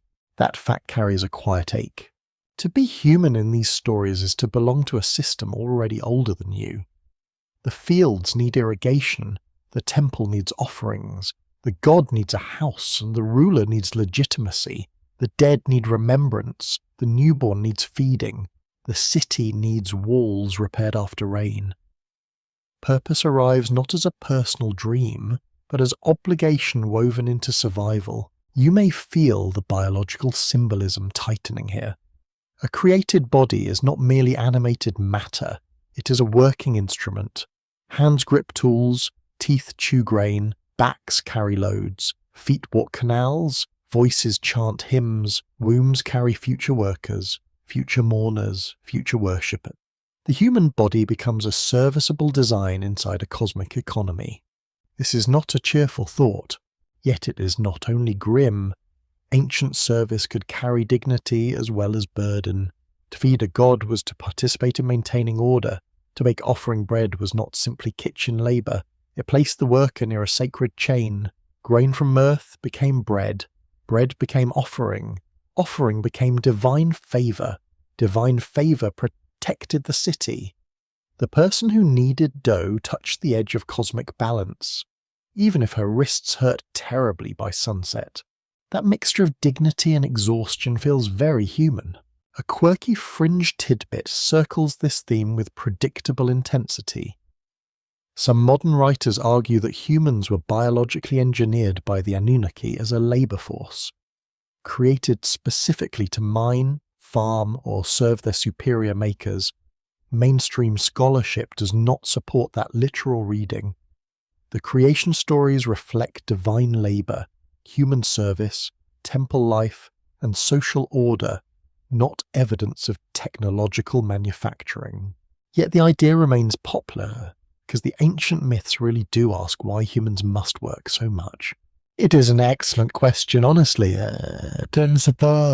Why is labour so central to being alive? Why must bodies hunger daily? Why does shelter decay? Why do fields need repeating attention? Why does every solved problem grow a smaller problem beside it, like weeds after rain? Mesopotamian myth faces this directly. Humans work because the world must be maintained. The gods do not remove toil from existence, they redistribute it. An open scholarly debate continues over how creation through labour should be understood. Some historians interpret these myths as reflections of temple labour systems, where human communities supported divine cults through organised production. Others see a philosophical explanation for human suffering, placing toil inside a sacred narrative rather than leaving it meaningless. Another view reads the myths as elite ideology, teaching workers that service was built into the structure of existence. Each reading has its own sharp edge. You stand among workers at a canal bank. Mud grips their ankles. They cut reeds, lift silt, patch embankments, and curse softly when tools slip. The sun has not yet reached its cruel height, but the day is already heavy. Without this work, water fails. Without water, barley dies. Without barley, offerings stop. Without offerings, divine order trembles. That is what the system says. The workers' sore shoulders become part of heaven's stability. A little unfair, perhaps. Still, the logic is powerful because it matches experience. Life does not continue by wish, it continues by a repeated effort. The city is not built once, it is maintained every day. The boy is not fed once, it hungers again. The temple is not purified once, it must be purified repeatedly. Civilization is repetition pretending to be permanence. This repetition shapes the human self. The body learns through tasks. The grinder's arms strengthen. The potter's fingers remember curves. The scribe's wrist remembers signs. The singer's breath remembers hymns. The farmer's eye reads soil and sky. Purpose becomes embedded in muscle, habit and posture. A person's work writes itself into the body over years, leaving marks no tablet records. Perhaps this is one of the oldest biological secrets of civilization. Societies do not only use bodies, they reshape them. Labour changes bones, skin, breath, memory, sleep, and desire. The worker made to serve the temple is not merely fulfilling a mythic role. The worker becomes physically formed by that role. The system enters flesh through repetition. The Anunnaki, as part of the divine order behind fate and service, stand in the shadow of this arrangement. They represent powers for whom humans exist within a hierarchy, not outside it. Whether imagined as great gods, judges, or ancient authorities, they deepen the sense that humanity has been placed inside a structure already functioning before any individual chooses anything. You are born into a world of tasks. That is unsettling because it is still true. Modern people may no longer bring bread to a Sumerian temple, but they still wake to systems, work schedules, rent, family duties, food production, social expectation, screens glowing like little household gods demanding offerings of attention. The ancient myth feels distant until it touches the alarm clock. Then it becomes embarrassingly current. The courtyard fills with more movement. A basket tips. Grain scatters. Someone laughs. Not because life is easy, but because laughter is one of the few tools not controlled by administrators. A priest passes toward the sacred precinct. A worker wipes sweat from his brow and keeps lifting. In that moment, human purpose looks neither noble nor hopeless. It looks burdened, necessary, and strangely luminous. The biological secret of human creation may be this quiet truth. Bodies are made to need, and because they need, they work. Because they work, they build systems. Because systems grow, they demand more bodies. The myth of humanity serving the gods may preserve an ancient recognition that civilization itself feeds on human effort. Then explains that hunger, as divine will, you listen to the grinding stones again. Their rhythm continues. Steady and low, grain becomes flour. Flour becomes bread. Bread becomes offering. Offering becomes order. Order becomes another day in which the stones must turn. Perhaps humans were made for the gods. Perhaps gods were made to explain why humans must labour. Perhaps both possibilities kneel together in the dust, where the morning work begins and no answer arrives in time to lighten the basket. A distant bell seems to move through the dark, though perhaps it is only memory changing shape. You stand beside a road of packed earth, where merchants, exiles, soldiers, scribes, priests, and storytellers carry more than goods across the land. They carry names, they carry omens, they carry fragments of older songs, they carry gods who change their garments as languages change around them. Nothing ancient stays in one place for long. The symbols of Mesopotamia did not vanish when Sumerian speech faded from daily life. They moved into Akkadian traditions, Babylonian scholarship, Assyrian royal art, and the wider imagination of the Near East. Divine councils, sacred trees, serpent wisdom, flood survivors, cosmic waters, hybrid guardians, heavenly signs, and creation from Earth continue to echo in later texts and images. Some echoes remained close, others changed, until only a familiar outline could be felt beneath new names. A mainstream historical fact is steady here. Scholars at universities such as Yale, Oxford, and Chicago have long studied how Mesopotamian myths influenced later Near Eastern traditions through scribal copying, empire, trade, conquest, and cultural exchange. Stories of flood, creation, divine assemblies, and cosmic order travelled across languages and centuries. The past did not pass down like a sealed box. It passed down like smoke through rooms. Smoke changes shores, but it keeps a scent. You follow a caravan at twilight. Donkeys carry textiles, metal, jars of oil, and tablets wrapped carefully against damage. The road smells of dust, sweat, leather, and dry grass. A trader speaks one language at home, another in the market, and a third badly when bargaining, which is a very ancient human skill. Along with goods, he carries phrases heard from priests, jokes from sailors, charms from mothers, and stories of old cities whose gods still seem powerful. This is how symbolism travels. Not always through formal teaching, not always through libraries. Sometimes a symbol moves because a seal is admired. Sometimes a myth travels because a singer remembers the storm scene. Sometimes a divine title survives because conquerors find it useful. Sometimes a story changes because a new community needs it to answer a different fear. The Anunnaki themselves belong to this shifting movement.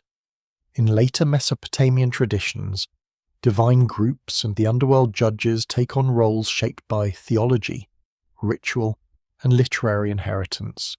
Their meaning is not frozen at one moment. They move through the layered memory of the region, becoming part of larger systems of gods, fate, death, and cosmic administration. Ancient divine names are like seeds, scattered by wind. Some fall in new soil. A quirky fringe tidbit follows these echoes into modern imagination.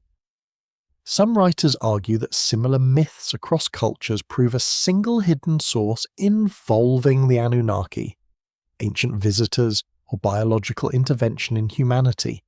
Mainstream scholarship explains the similarities through cultural contact, shared human concerns, literary borrowing, and common environmental experiences.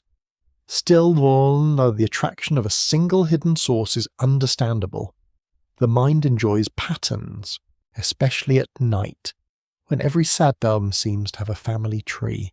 Yet cultural echoes can be powerful without being identical. Consider the flood, Mesopotamian versions, later biblical traditions, and other ancient stories share the idea of overwhelming water, divine judgment, survival, and renewal. The details differ, but the emotional structure remains recognizable. A world becomes corrupt or noisy, a divine decision arrives. A chosen figure preserves life, waters withdraw, a new order begins under the weight of memory. That pattern is not merely literary, it is biological, in the broadest symbolic sense. Life passes through a bottleneck, a remnant carries continuity, the future depends on what survived enclosure. Whether read as theology, trauma, or moral story, the flood gives ancestry the shape of residue. The sacred tree also travels. In later Near Eastern and Mediterranean imagination, trees continue to hold meanings of life, wisdom, order, kingship, and forbidden knowledge. The tree becomes a meeting place for earth and heaven, root and fruit, command and desire. It appears in different forms, but it keeps asking the same question.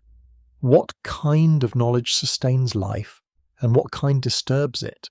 The serpent travels beside it, as serpents do. Across traditions, serpents may heal, tempt, guard, deceive, renew, poison, or reveal. Their symbolic flexibility is almost suspiciously successful. A creature that sheds its skin naturally becomes a sign of renewal. A creature that hides in grass naturally becomes a sign of danger. A creature that moves without limbs naturally becomes a sign of uncanny life. No wonder ancient stories kept it close to thresholds of knowledge.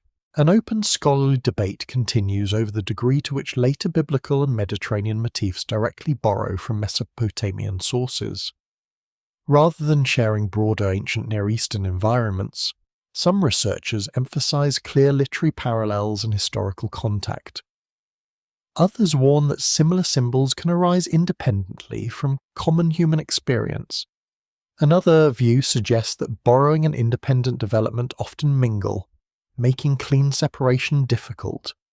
Ancient stories, like rivers, rarely respect our borders. You see this mingling in art as well. Winged beings, guardian creatures, sacred trees, rosettes, celestial signs, and royal scenes move through imperial visual languages. Assyrian palaces carved massive protective beings at gateways. Babylonian scholars preserved old lists and omens. Later cultures inherited fragments, sometimes knowingly, sometimes indirectly. A symbol could lose its original city and still keep its power. This is cultural biology, by Oliver. Traditions reproduce, they mutate, they cross with other traditions, they adapt to new environments, some vanish, some survive by changing. A myth is not alive in the same way a body is alive, but it behaves with a similar hunger for continuation. It needs carriers, scribes, singers, priests, migrants, captives, traders, and children become its living vessels. The biological secret is no longer only about human flesh, it is about symbolic inheritance. A culture passes down forms of thought that shape later minds.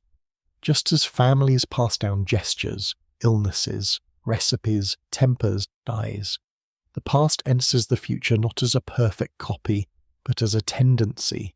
A tree keeps branching, a serpent keeps returning, a flood keeps washing through memory.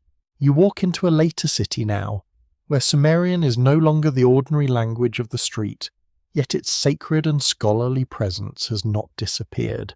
Scribes still study old compositions, priests still preserve ancient names, kings still invoke traditions that make their power seem older than their own bodies.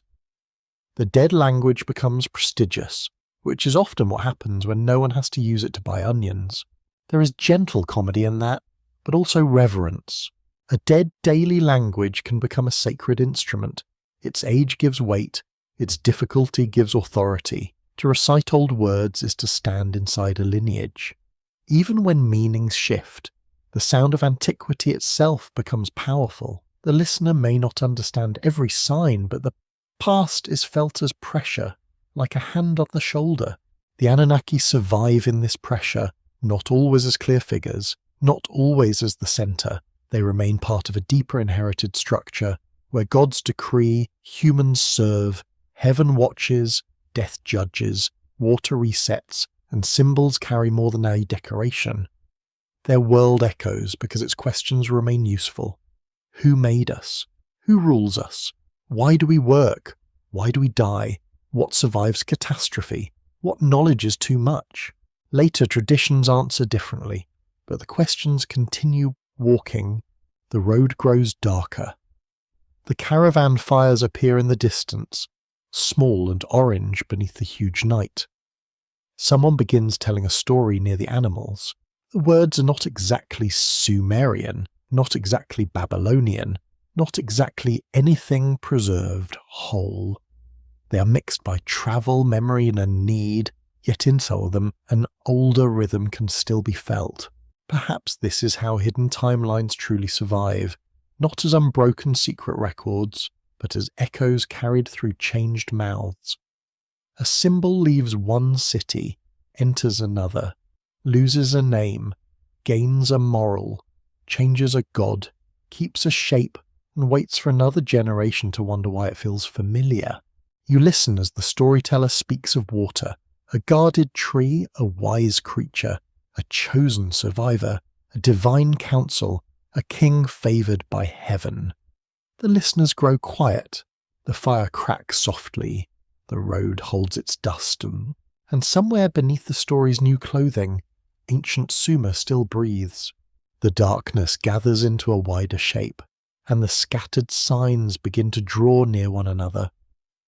You're not standing in one room now, or one city, or one century. You're moving through a landscape made of memory, where clay tablets lie beside river mud, where stars shine over temple roofs, where serpents pass through roots, and where kings write their names into a time already crowded with older names. The hidden timeline does not appear as a straight road. It appears as layers. At the lowest layer is the earth itself, wet, patient, and repeatedly shaped. Clay becomes vessel, stone, brick, tablet, figurine, and body. It carries the first secret of form. Matter can be pressed into purpose, and the same riverbank substance that stains the ankle can become a wall, a prayer, a record, or a face. The ancient imagination notices this and builds creation from it. A human being is not imagined as separate from Earth, but as Earth changed by touch, command, and breath. A mainstream historical fact remains central. Sumerian and wider Mesopotamian traditions developed in a river landscape where irrigation, clay technology, temple organization, and writing were deeply linked with everyday survival. Scholars at Oxford, Yale, Chicago, and Pennsylvania have studied how environment, administration, and religion shaped early urban life. The myths did not float above the fields. They grew from fields, canals, storehouses, and hands saw from work.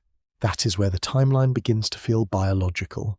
Not because it reveals modern science, but because it thinks through living processes.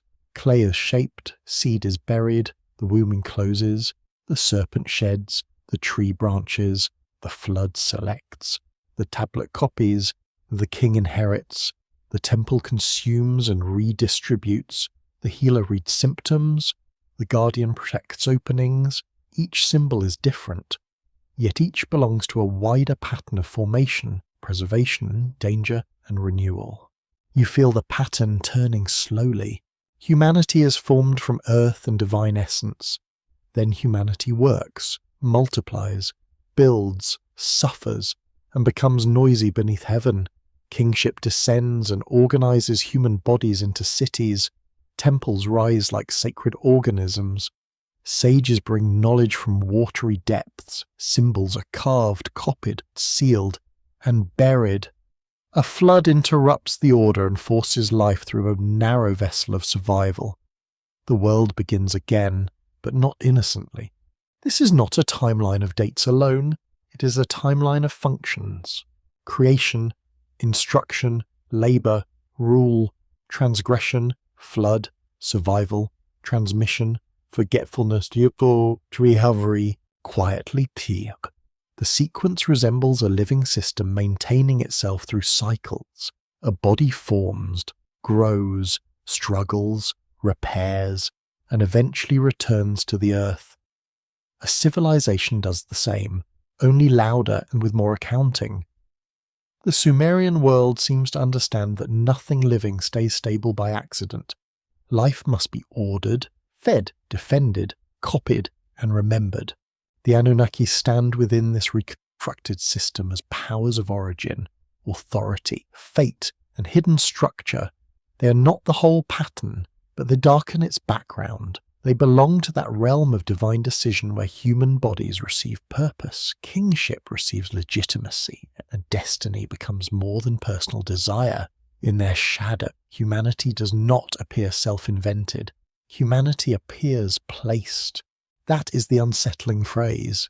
Placed in clay, placed under stars, placed in labour, placed beneath kings, placed inside temple economies, placed among dangers seen and unseen, placed in a world where life is given, but never without obligation. The biological symbolism does not flatter the human creature. It describes a being assembled from vulnerability and duties. A quirky fringe tidbit now returns in a larger form. Some modern interpreters claim that all these symbols together preserve a secret record of biological engineering by the Anunnaki, with clay as the body, divine blood as altered inheritance, the tree as genetic structure, and the flood as a planned reset. Mainstream scholarship does not accept this literal reconstruction. The evidence does not support a hidden scientific program beneath the myths, yet the theory remains popular because it senses a real pattern, even if it names that pattern too narrowly. The pattern is biological, but symbolically so. It reveals how ancient people understood life before modern biology separated the body into systems, cells, and inheritance. They used the language available to them: clay for material form, blood for living force, breath for animation, seed for continuity, womb for hidden formation, water for danger and renewal, tree for branching abundance, serpent for transformation, crown for marked bodies, star for cosmic authority, tablet for stored instruction. Together, these signs create an ancient map of what it means to live. An open scholarly debate continues over whether such patterns should be treated as deliberate systems or as meanings created by modern comparison. Some researchers prefer to interpret each symbol in its immediate context, avoiding broad reconstructions. Others allow wider symbolic networks, arguing that repeated motifs across texts and art show shared structures of thought. A cautious approach listens to both. It does not force every sign into one code, but it does not ignore the recurring rhythm. You move through a ruined city in the imagination. The streets are empty. Doorways open into dust. A broken wall holds the mark of old rain. Beneath a collapsed floor, a buried protective figure still lies where someone placed it with care. In another room, tablets sleep under debris. Near the temple mound, fragments of offerings and bones, ash, and vessels mingle with silt. The city is dead, yet its symbolic body remains partly intact. The pattern survived its people. That survival is almost biological in itself. The city leaves traces like bones. Its tablets are fossilized speech. Its seals are shed skins of administration. Its foundations are the skeleton of sacred space. Its myths are inherited dreams. Archaeologists uncover them like physicians that care about a patient long after breath is gone, trying to understand what organs once worked together. The image is solemn. It is also strange. To reconstruct Sumer is to study a dead body that keeps speaking. The voice is incomplete, but not absent. It tells of gods who governed fate, humans made for work, kingship descending from heaven, sages from the deep, trees of life, serpents of renewal, and floods that reset the human world. These are not random fragments. They are parts of a civilization asking how life is made, ruled, threatened, and carried forward. Perhaps every culture creates such a biological myth. Not biology as laboratory knowledge, but biology as existential knowledge. Where do bodies come from? Why do bodies suffer? How does life continue? Who controls birth and death? What survives disaster? Why do children resemble their parents and also become strangers? Why does memory need tools outside the body? Why does power pass through blood, story, and ceremony? The Sumerian answer is neither simple nor soft. Life is crafted. Life is commanded. Life is vulnerable. Life is copied. Life serves. Life resists being erased. Life grows from dark places, drinks dangerous water, and looks upward for meaning while its feet remain in mud. The hidden timeline, then, may not be a forbidden historical record. It may be an ancient symbolic sequence of human self-understanding. First, matter is shaped, then breath enters, then knowledge arrives, then labia begins, then order forms, then excess threatens order, then catastrophe narrows life, then memory preserves what can be saved, then later generations look back and mistake the fragments for riddles left only for them. Perhaps they are riddles, but perhaps they are also mirrors. You stand at the edge of the ruined mound while the sky pales. The old symbols gather behind you like quiet witnesses. Clay, blood, breath, tree, serpent, star, crown, water, tablet, womb, gate, flood. None of them gives a final answer, and together they suggest that the ancients saw human life as an encoded thing, not because it hid machinery, but because it hid meaning inside matter. That may be the oldest code of all. A body is visible, yet its life is invisible. A tablet is silent, yet its words wait inside. A seed is small, yet a tree sleeps there. A myth sounds like story, yet a civilization hides within it. The Anunnaki stand among these mysteries, not as an easy solution, but as a dark name for the order beyond human reach. And perhaps that is enough for the hidden timeline to remain open, breathing softly beneath the dust. The last clay shape rests in your hands, cool, fragile, and unfinished. It has no carved eyes yet, no marked mouth, no proud name pressed beside it. It is only a small human form waiting in the half-light, made from earth that once held river water, root fibres, ash, and the dust of vanished houses. The surface is smooth where fingers have passed over it. The silence around it feels almost careful. The clay does not explain itself.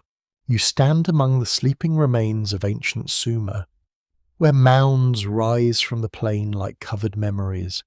Wind moves across broken brick. Reeds stir near old channels. Somewhere beneath your feet may lie a tablet, a bead, a seal, a foundation figure, or a fragment of a god's forgotten house. The night is calm, but the calm has depth. It is the quiet of things that have survived without promising to be understood. A mainstream historical fact remains with you. The world of Sumer is known through excavated cities, tablets, seals, statues, temple remains, and thousands of objects studied by generations of archaeologists and Assyriologists at institutions such as Oxford, Yale, Chicago, and the University of Pennsylvania. Their work has revealed one of humanity's earliest urban civilizations, but not a complete map of its inner life. The evidence is real. The mystery is also real. That balance is important. The Anunnaki, the sacred trees, the horned crowns, the serpents, the fish-cloaked sages, the flood survivor, the mother goddesses, the hybrid guardians, and thus his star signs do not gather into one simple answer. They gather into a mood, a structure, a way of seeing life. They suggest that ancient people understood the body as part of a larger order, formed by earth, animated by breath, obligated by service, threatened by chaos, and carried forward through memory. This is not a small vision. You feel that the old symbols around you like quiet presences. Clay speaks of form, blood speaks of vitality, breath speaks of arrival and departure.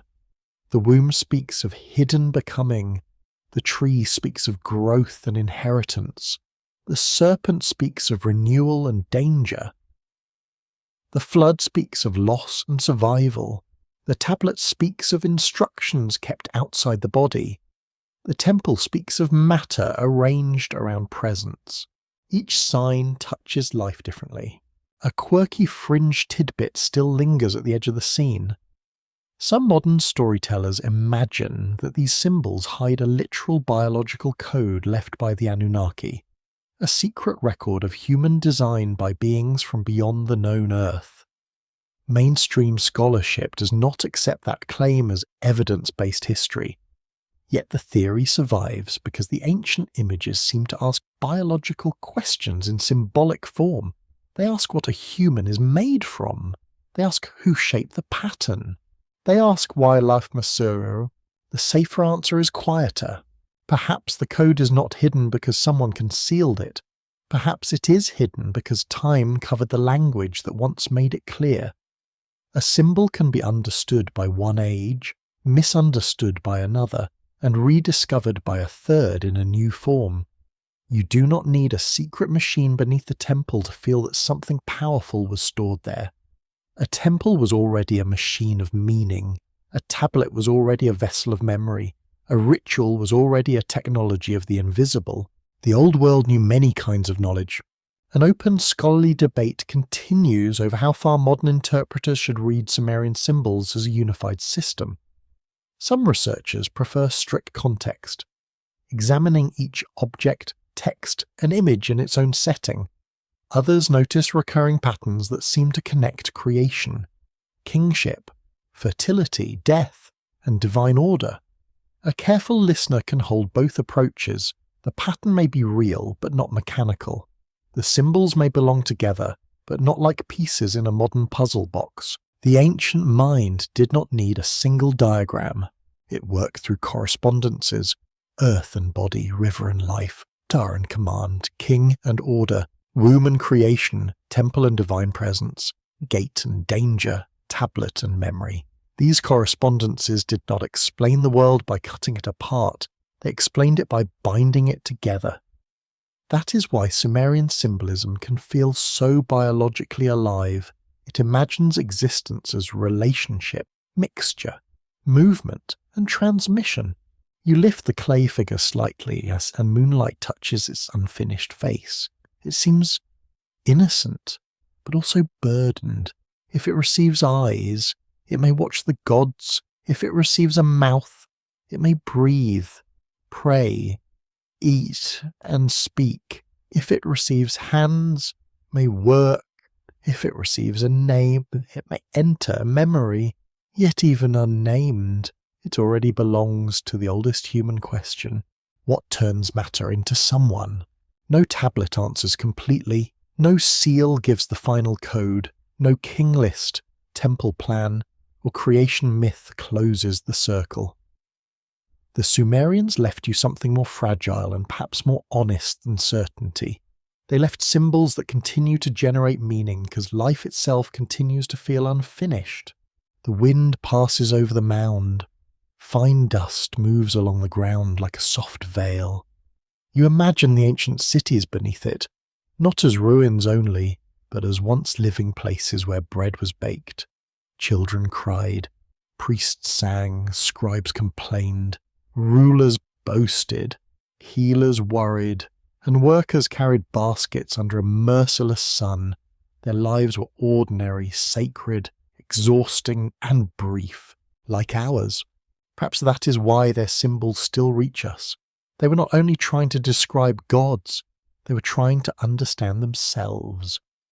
They looked at clay and saw bodies. They looked at stars and saw authority. They looked at birth and saw hidden design. They looked at death and saw return. They looked at labour and saw purpose, or at least the need to explain why purpose felt so heavy. The unfinished clay remains in your hands. It does not to tell you whether the Anunnaki were remembered gods, divine judges, mythic ancestors, theological powers, or shadows cast by human questions.